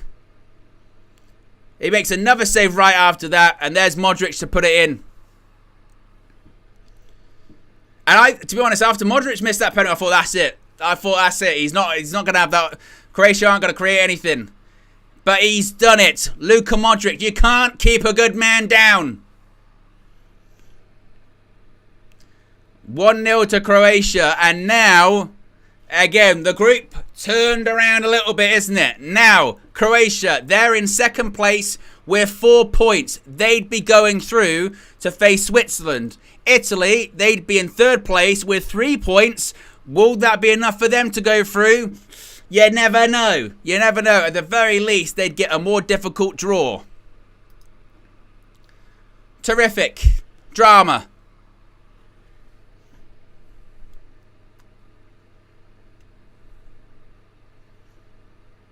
Look at this.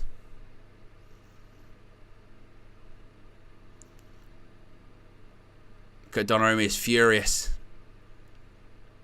But great resilience by Luka Modric.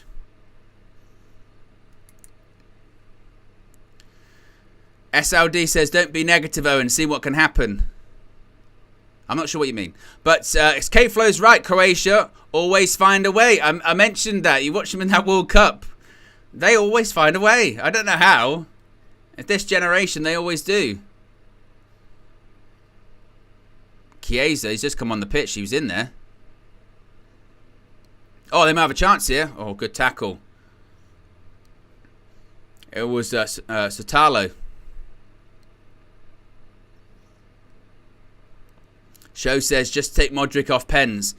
Oh, yeah. He's missed a couple. But make no mistake. We'll let this corner play out. Good punch. But a great punch. Look at that. Great punch by the goalkeeper. Terrific. If they get another penalty, Luka Modric is taking it. And it's Luka Modric's team. And it is fantastic resilience, isn't it? You've just missed a penalty, but you still find yourself in the area a few seconds later to score.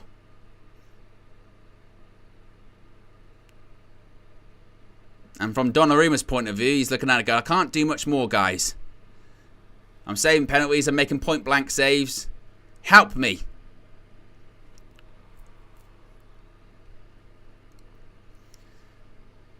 And now, Italy got to get something. If they, all they're looking for is a goal. They don't need to win the game, of course, Italy. They were fine how it was before. They just need a goal. They'll be back into second place. They'll be fine. But now, we've got a situation where Croatia have got something to hold on to, and Italy need to do what they weren't doing previously, and that's come out a little bit. You know, attack.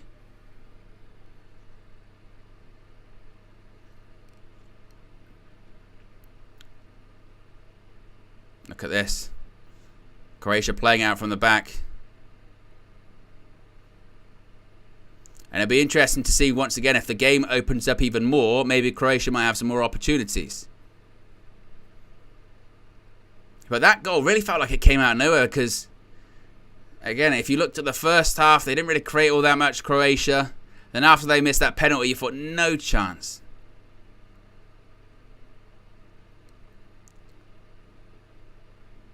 No foul. Italy on the attack here. Chiesa. Damian. Dispossessed. Barella dispossessed. And look, here come Croatia again. They keep going. And I tell you what, Barella recovers really well. Referee says no. Oh, Modric. Luka Modric had some nibbles twice, didn't he? It was like he was at a buffet. Pure nibbles. Constant nibbles, that. He went flying into the back of one player. They didn't go down. He goes back in. He goes into another one straight away. It wasn't really any touch.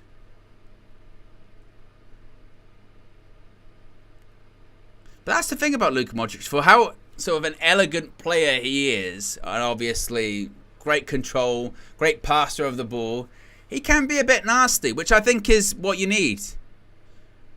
With his size and stature, you don't get where he's got to by just being a flair player that's just nice. You have a little bit of aggression. Chiesa. Ball into the box. It wasn't a bad one, actually. And Gracic clears. It was a good ball. Chiesa's actually looked quite lively since coming on. I'm sure he'll be linked to Manchester United. Again.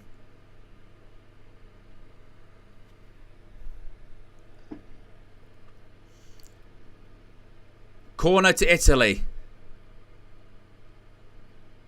Ball in. Oh, headed just over the bar. Bastoni again. He's done it again, Bastoni. That's 2 in this game. He had one in the first half and it was a save. That one, free header. It's got to be on target. It's a free header for the Italian centre-half. He must minimum get it on target. Big chance. Look at Spalletti, he knows. That's 2 in this game. But it goes to show Italy, if they can just get set pieces, they'll have chances. Just hope it doesn't fall to Bastoni. Stanisic. And again, this is exactly what this game needed. Because this game was dying a slow death. It really was. Now, suddenly, we've got some atmosphere. Suddenly, we've got something to play for. Suddenly, we've got some competitiveness. And that's going to be a free kick. to Italy. They've got the Netherlands versus Austria on BBC 2. That is a disgrace. I thought they'd have France versus Poland on BBC 2 and the other one on BBC 1.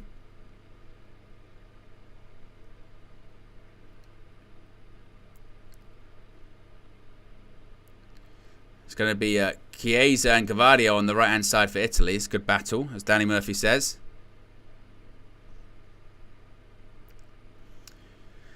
Red One says, what's the difference? Well, it's a bigger audience, isn't it? And it's also the coverage, you know. If it's on BBC One, that means it's, you know, the A team, as it were. BBC Two will be the B team.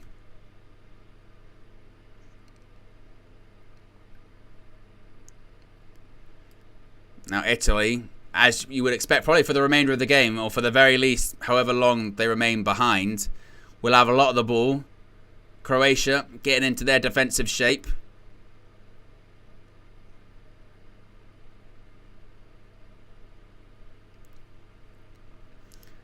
And look at that. The Italian fans look concerned. They know. They know they're in big, big trouble. Because also the problem is that they'll look at that and they'll go, we think, will we be through? We don't know. Again, you have to look at those third place teams. There is a table actually here somewhere, I think, where it says like how the third place teams are, the ranking. There you go, the third place teams.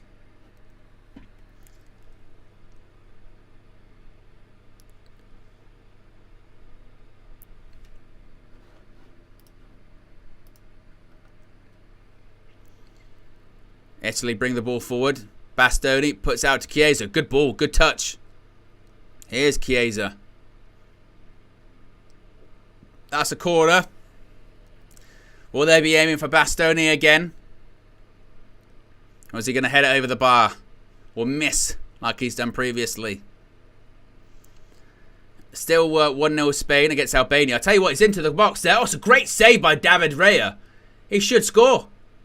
He's not offside as well. Who is that? It's Armando Broja. I tell you what, he's got to score. Ball into the box here for Italy. That's cleared by Croatia. That is a massive chance for Armando Broja. He's got to score. Through on goal. And David Raya makes a big save. Things are happening. I sound like that Barca journalist, don't I? Things are happening. Do you remember that? In Ten Hag's first summer with the old Frenkie de Jong one. Frenkie de Jong. Things are happening. What the F are you talking about? Chiesa goes down. He was caught though. The ball's ricocheting around. Picked up by the goalkeeper. Tell you what, Chiesa has looked really, really dangerous since he's come on.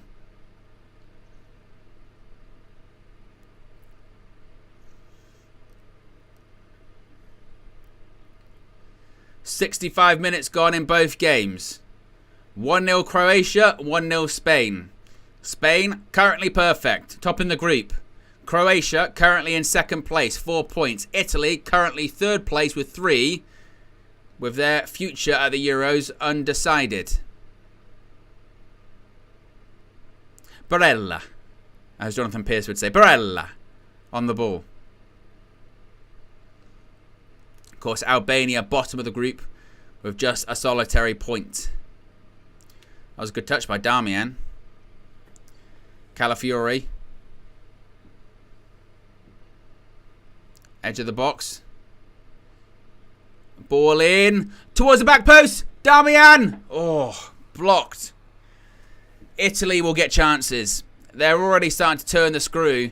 And this is the thing, isn't it, about football? You said that prior to that goal, they sat back and they just didn't do anything. Suddenly now, because they know that their future in the competition's up in the air, suddenly they start attacking and they can be dangerous. This is what you get, Bastoni. This is what you get when you just sit off. Di Lorenzo.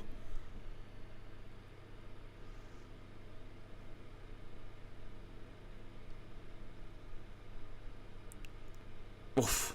Ball in. Nearly fouled to Barella. Jorginho. Futesi. Across goal. And it's blocked. Corner. Italy are proper turning the screw now. I don't know if Croatia can last like this. There's just too much time, isn't there? They were saying Perisic might come on for Croatia. Maybe to play on the counter-attack, perhaps. But it's a corner. Is it going to fall to Bastoni for a third time? Will he make amends? Ball in. Another good punch by the goalkeeper. See, I don't mind that, you know. I don't mind that from Livakovic. If you're going to punch it, do a proper punch like that. Flick on! But I just kicked it. Jonathan Pearce is proper taking the piss now. He's rolling his R's. Ball into the box. I mean, his accent's getting out of control. It is. Rolling his R's on commentary. They can't get out at all. Chiesa.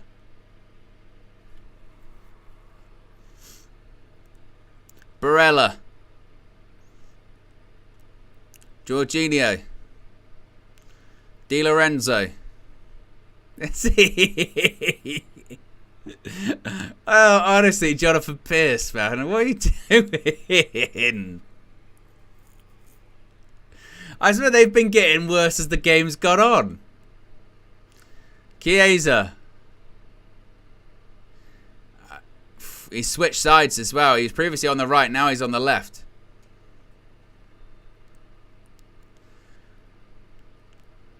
And here comes the change. Yeah, Perisic is coming on for Susic, who is on a booking. And again, maybe they just want a bit more of an outlet.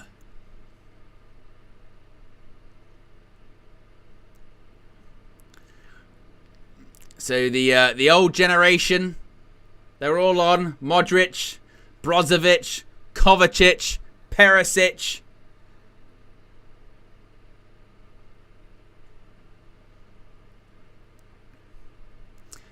Jason says, why didn't Italy play like this from the start? It's funny how football works, isn't it? Oh, saying that Kovacic is coming off. I'm surprised by that. I thought if there was someone that was going to come off, it might be, say, Luka Modric, just purely for the age situation. But Kovacic?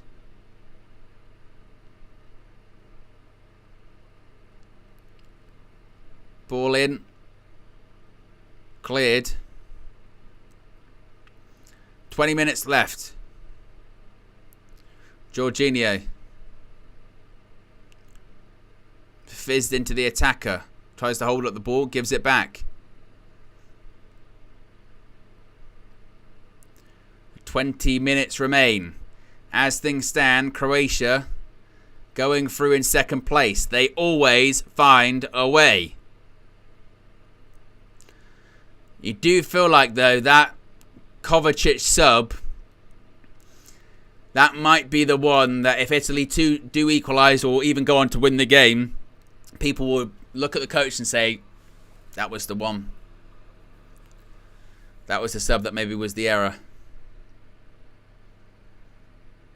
Free kick, though, to Italy. Central, about what, 20, 25 yards out. Livakovic has played very well this evening for Croatia in between the sticks, and he might have to pull something out again. Who's going to take? That's the question. I mean, Chiesa has looked very lively since he's come on.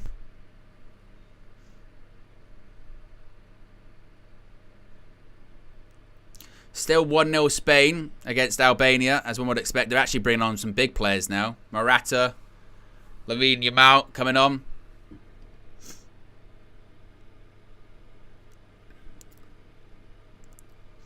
Who's going to take? What's going on here? Raspadori. Deflection, hits the wall, goes over.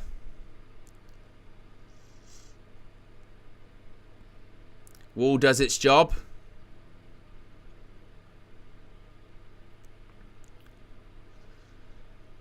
And it's going to be Raspadori on the set piece. Ball in. Headed away. Raspadori again. First time volleys it in. I mean, it's really... I know it's, I said it's 1-0 Spain, but it really is all eyes on this one, isn't it? It's all eyes on Croatia versus Italy. Because Italy have got to find something. Free kick given to Italy. Foul on Retegui. And the referee dishing out some yellow cards here, looks like. I'm really sure, actually, who he gave that to. That yellow.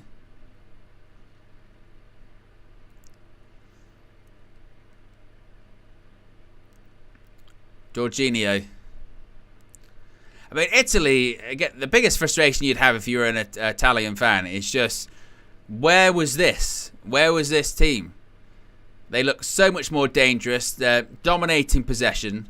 They're putting pressure on Croatia. Croatia can't even get a sniff. And yet for the first, well, however many minutes it was before Croatia scored, they just sat off. They just basically asked to go 1-0 down. For the first 55 minutes. They sort of went, go on, see if you can break us down. And then they did. And they're like, oh, shit. I think the yellow card might have been for the Croatian number 18. Who is that? Efanisec for kicking the ball away.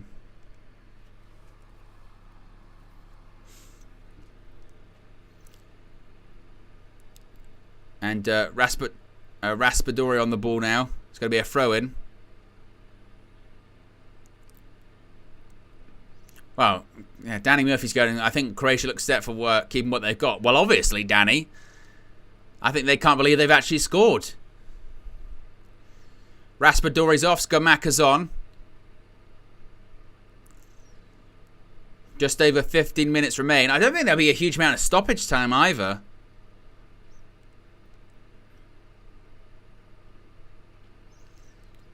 Now Italy have all the ball high up the pitch.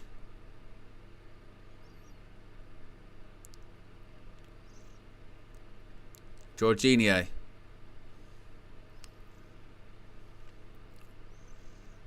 Switches the ball out. Offside. Darmian was offside. I don't know if he was. It was very tight. Maybe just.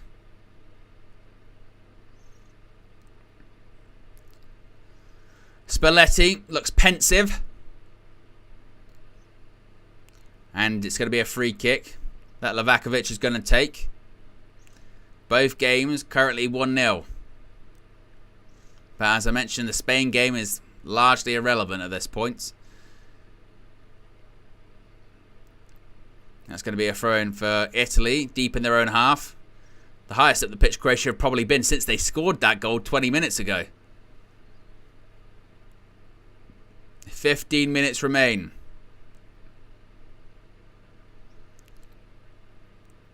Here come Italy. Maybe a bit of space to go into now. Darmian.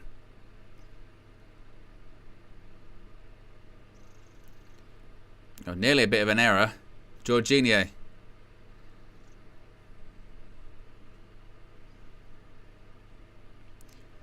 Bless Jonathan Pearce. Saying if Albania can muster up a win against Spain. They're 1-0 down, Jonathan.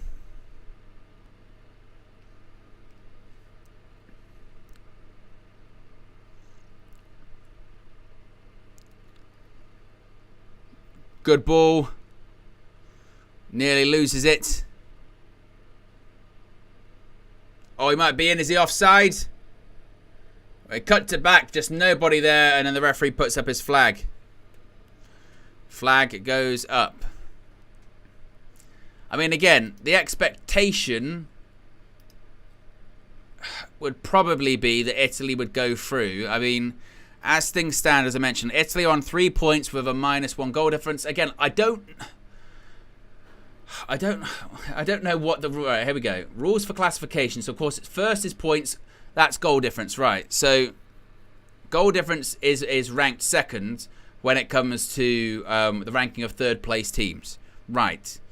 So, as things stand, if Italy finished with 3 points and a -1 goal difference, they'd be like the third-ranked third-place team. So, they would probably be going through. But, again...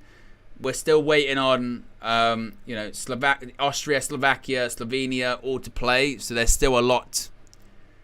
There's still a lot to play out with that one. I mean, the expectation I would suggest is that either Austria or the Netherlands are going to be the best placed third place team. They're definitely going to go through, I think.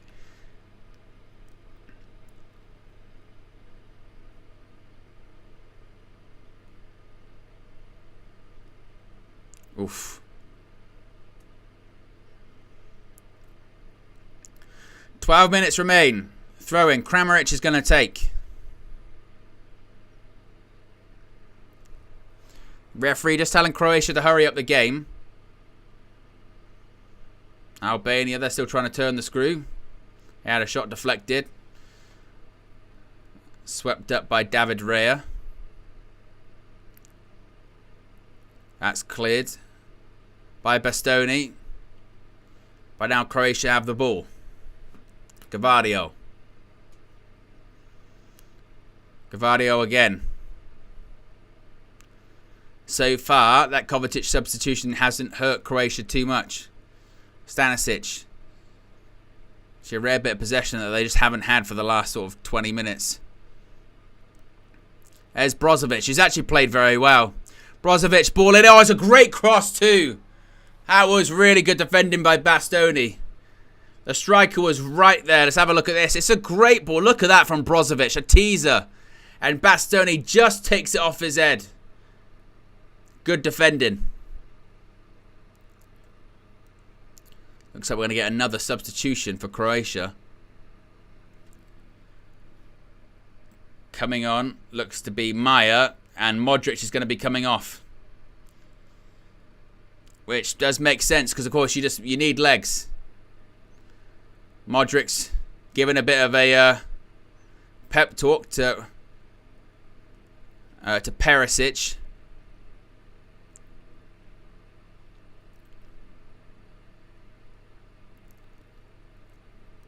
And off walks Luka Modric. Maya comes on. In the Spain game, I think Morata's just headed over the bar. But 10 minutes remain in both. 10 minutes for Croatia to hold on and book themselves a match against Switzerland in the last 16. 10 minutes for Italy to find something to book their match against Switzerland or hope that they're one of the best placed third place teams.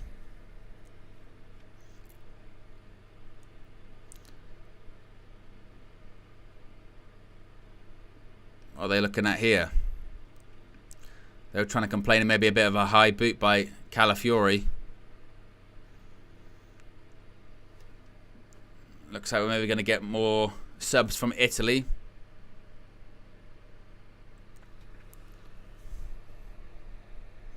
Jorginho and Damian are off.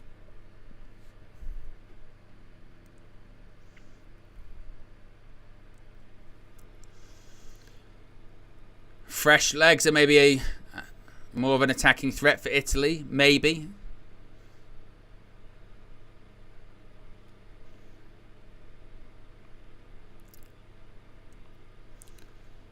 Is there going to be one last opportunity for Italy?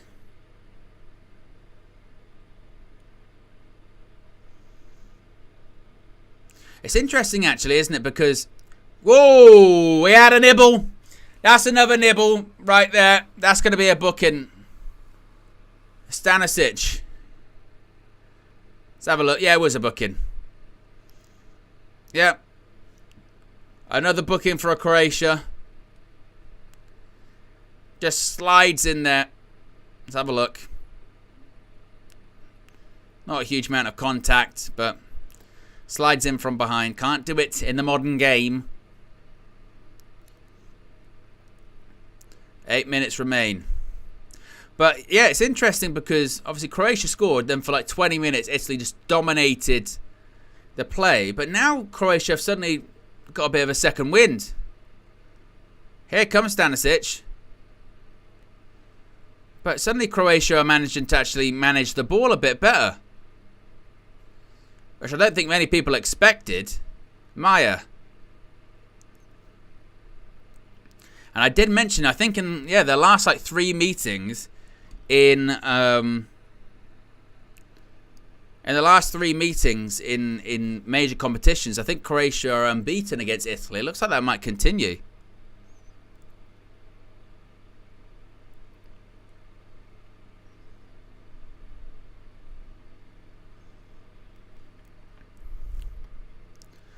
Italy have 7 minutes plus stoppage time for more late drama. Oh, it was nearly there. Scamacca was through. It was the reverse pass was on. It was just blocked by Croatia. Great interception by Sutalo. Here's Albania on the attack in their game. Into the Spanish box. Oh, my goodness me. Oh, Croatia might be through. Oh. Nearly ricocheted off Maya. Nearly. What a touch by Yamal, by the way. Whoa. He is outrageous, isn't he? Absolutely outrageous.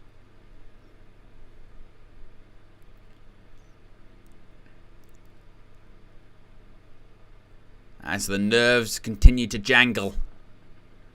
Croatia coach is talking to the 4th official. I think there's another goal in this for Croatia. I really do. I think Italy have kind of punched themselves out a little bit. I feel like, again, Modric scored that goal and then Italy dominated the game for like 20 minutes. Now suddenly Croatia just back into it. And maybe like I said, maybe they've just completely punched themselves out. If I was going to pick a team that looks like scoring, it'd be Croatia. And he's in again. Reverse pass. Nearly back to Maya. Here's Brozovic. Stanisic is there. Brozovic puts the ball in the box. But yeah, suddenly, Croatia just look like they might just kill this game off.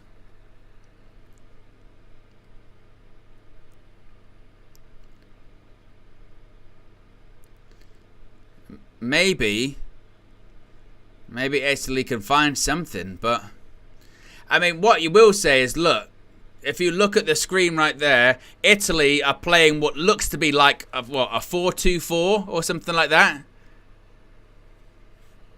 They have 4 players up across that top line on their defensive line.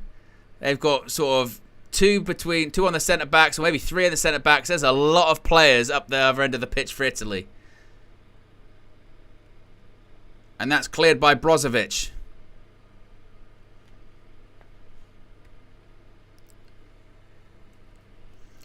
Mr. Mess says, Owen, if Netherlands and Austria draw and France loses to Poland, France finishes 3rd.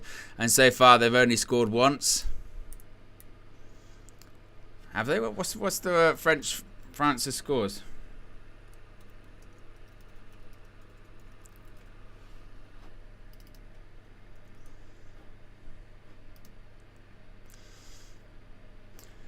Well, obviously, look, that's what these last games is about, isn't it? Those last games. Again, it's about drama. We'll definitely get that tomorrow. Scamacca. Ball in. Oh. Fizzed it across goal. And just nobody was there. Scamacca couldn't get next to it. I mean, once again, it's great play by Chiesa. I think maybe Stanisic just does enough, you know. I mean, it's fizzed. Fizzed across goal. Scamacca's trying to lunge to it, but I think Stanisic does well. But as many people are saying, France are not going to lose to Poland. That's not going to happen. And Mbappe will be back, and even if he's not back, they'll be fine.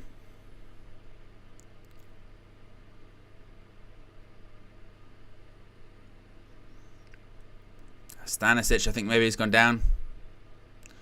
Look at Luka Modric. He's pointing. He's doing his best managerial impression. But, like I said, I wouldn't be shocked if Austria end up second. Maybe the Netherlands are third. That means we could potentially end up playing against them. Was that Zabaleta on the managerial staff for someone there?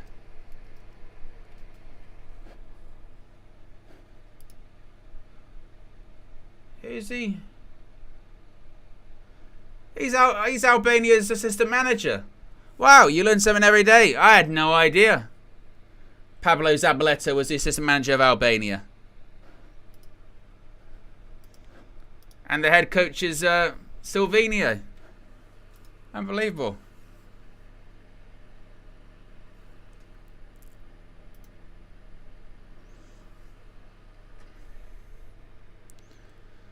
Here's Kramaric.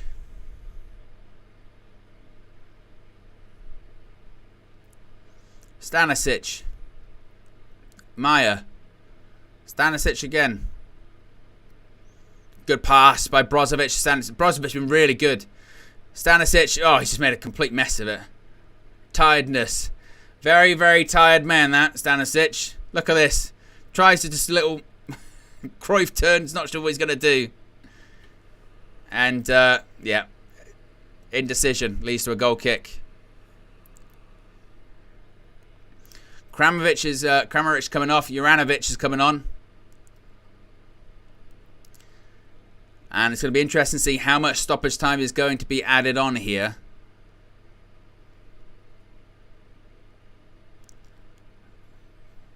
"60 seconds of normal time.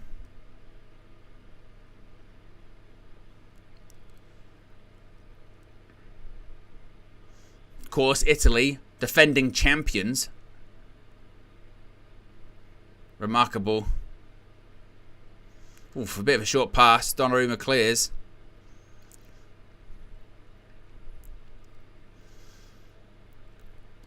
Will Italy have one final opportunity? That is the question. If you haven't already, click the like button. Be sure to subscribe too, bottom right hand corner.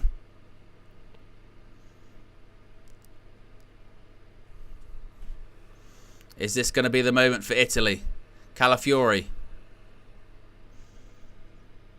Zaccani. Barella.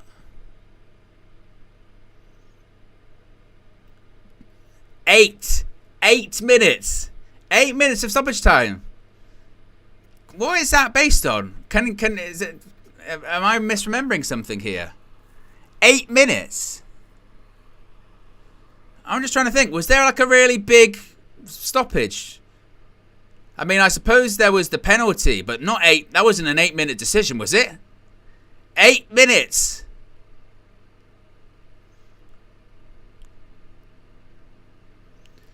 I was expecting maybe 4 or 5 because of the pen, but 8 minutes.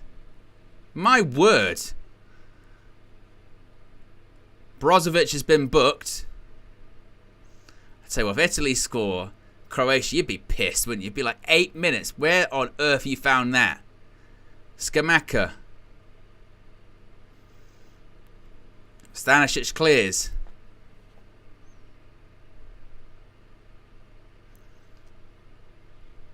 Fascioli.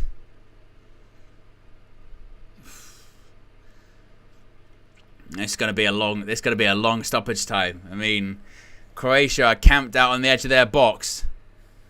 Scamacca shoots. Deflected. It's going to go out for a corner.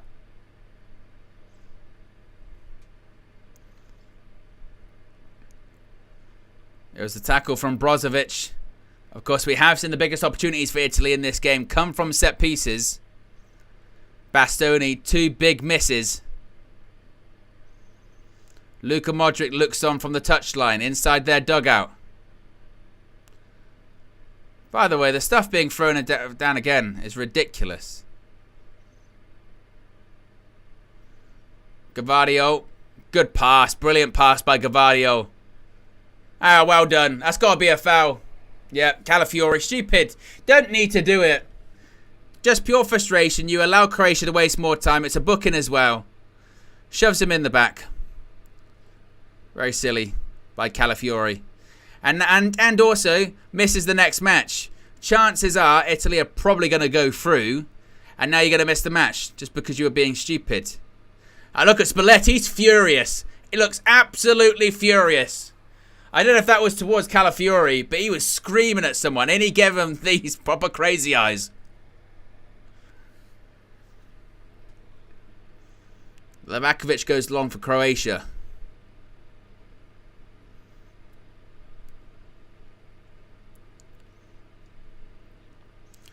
Look at Modric. He looked like he's praying.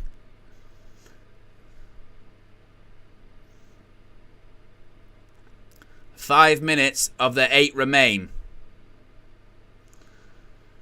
We're about 90 seconds away from the Spain-Albania game ending. Croatia might have another opportunity here. So they let it go out for a throw-in. Smart by Perisic. Oh, a nice little pirouette in the Albania game.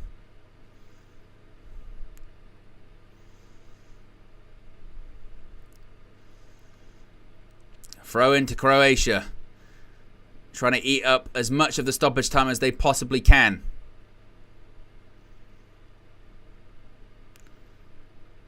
Ball bouncing around once more.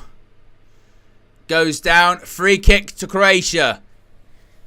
Huge roar from the Croatian fans. Despair on the face of the Italians.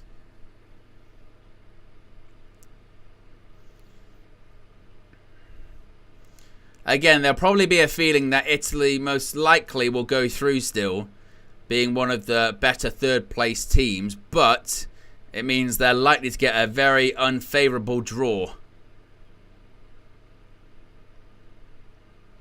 And also, look, of course, if Croatia score again, that will really hurt Italy too, because goal difference is something that really does matter when it comes to the best placed teams that have finished third. So if they concede another goal, then they could be in trouble. I mean, it's that kind of fine. Maya, tried the 1-2. Oh, he's done really, really well. If you keep it on you, Stanisic, you go for the goal, go to the corner. We actually kicked it into a cup. That's on the pitch. Ridiculous.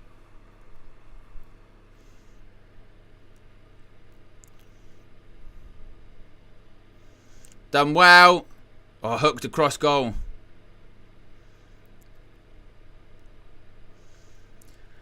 And that will be game over in the Albania-Spain game. So it's full time. As Spain have a perfect record in their group. In their group, excuse me. Yes, they finished top. It is full time there. Albania 0, Spain 1. Here come Croatia again. Juranovic cuts it back. Nothing was really there. There's a bit of a wrestle going on for the ball there. And that's going to be a free kick to Italy. Spain, the only perfect team thus far in the competition. 3 wins out of 3. They top the group, 9 points. There is about 2 minutes left. 2 minutes left in this one. As things stand, Croatia, they're going through automatically with 4 points. Italy, they're going to be third with 3 points. Will it be enough? More games still to play. But as I mentioned, if there's another goal in this one, of course, not only depending on where it goes, if Italy score, they'll go into second. But if Croatia score, then Italy will be in big, big trouble.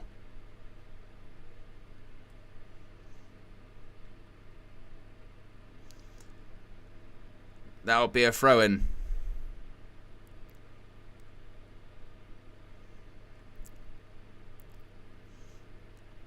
Umar says Italy out. Well, this is the thing if you finish third. You don't know, depending on the points that you've got. If you've got 3 points, you could still go through. Portugal, of course, famously, they went through with 3 points and ended up winning the whole tournament.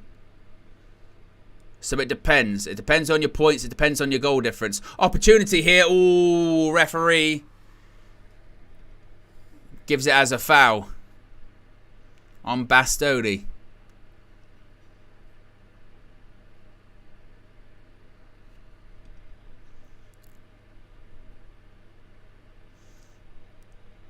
Here's an opportunity for Italy. Chance! It's a goal! Unbelievable! We mentioned drama. And with just, 35 seconds left, Italy have done it. Italy are going through. And just like last night when Germany scored and it flipped the switch and we ended up how we were previously, it's happened again. Italy have scored, and it means the group now, as things stand once more, is exactly how it started. And this will mean not only are Italy going through automatically in second place, but it also would mean Croatia are out. 2 points will not be good enough to get through, most likely. It'd be stunning, but Croatia, they'll be out. And more late drama. Incredible. I'm telling you, these final games are just insane. Italy through, Croatia out. Now, the one thing you might look at is you will say, I think justifiably so if you're Croatia, where on earth have you found 8 minutes from the fourth official or the referee? Excuse me, the referee. Where are the 8 minutes from? Because for me, I saw a delay when it came to the VAR decision, 4 or 5 minutes, but 8 minutes? 8 minutes? Well, I don't know about 8 minutes.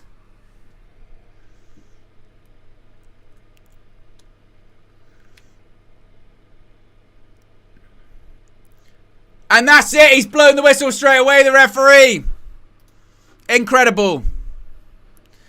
An absolutely staggering ending to this game. And with the final kick of the game, Italy are through. Croatia, they're down into third place. But it's not even just a third place, or they might be through. They're going to be out. That's not going to be enough. I mean, look, you never know. Stranger things have happened. But it would be very surprising. Croatia, they'll be out. Italy, they'll be through. Spain, we know they're through. That is the confirmed group to the right of me on the screen right there. Spain, perfect. 9 points out of 9. 3 wins out of 3. Italy, they go through. A win and a draw is enough for them. 4 points. They go through as the second place team in Group B. Croatia, they're third. They're going to be out. 2 points will not be good enough for them. Of course, Albania, they're going to be bottom. Just 1 point. They're also out. But it's incredible. It's more late drama. It's another late goal. We saw it last night in both of the games, with Germany equalising to top their group, with Hungary scoring to put themselves into, I guess, contention to be one of the third best placed teams and possibly go through to the next round. Of course, they've got more points than Croatia, so that goes to show you kind of need 3 or 4 points to be one of those best placed teams. It's heartbreak for the likes of Croatia, heartbreak for the likes of Luka Modric, for Kovacic, for Brozovic, who was absolutely fantastic. The one probably bit of contention you would say, again, is that stoppage time being added on. Where has the referee found 8 minutes from? Of course, Modric scored the goal for Croatia. Now, there was a delay, obviously, because of the VAR. It was given correctly for a handball. There was a decision they had to go against. The referee went across to the screen, saw it, gave it. But is that 8 minutes? Is that 8 minutes of stoppage time? I would say no. I don't know where they found that 8 minutes of stoppage time from. And it's allowed, with 30 seconds to spare, for Italy to equalise and go through as the second place team. It is, again, the drama. The drama in this game and this tournament thus far is absolutely incredible. It really is. And again, already, it's just that's not going to be enough for Croatia. Already you're looking at, again, I know not everyone's played at the moment, but people that are already above them, that are currently in third place, are the likes of Austria. They're on 3 points. Hungary, as I mentioned, they finished with 3 points. Slovakia, they're on 3 points.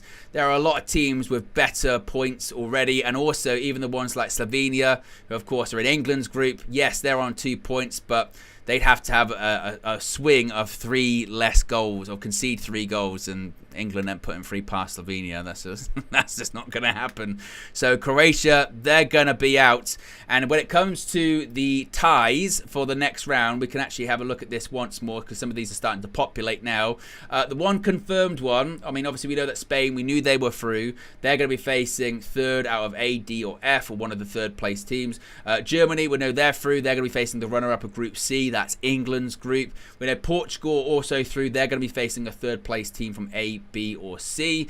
The one confirmed match thus far is on the 29th of June. It's going to be in Berlin. It's going to be Switzerland versus Italy. So Switzerland versus Italy in the round of 16 to get to the quarterfinals. Who do you think? I would go with Switzerland. I probably would go with Switzerland actually to go through on that one, but Italy, they always find a way. They always find a way. I know I said that about Croatia, but Italy, particularly I suppose if they've got referees that are willing to add on 8 minutes of stoppage time, which I really don't see how they found 8 minutes of stoppage time, but there you go.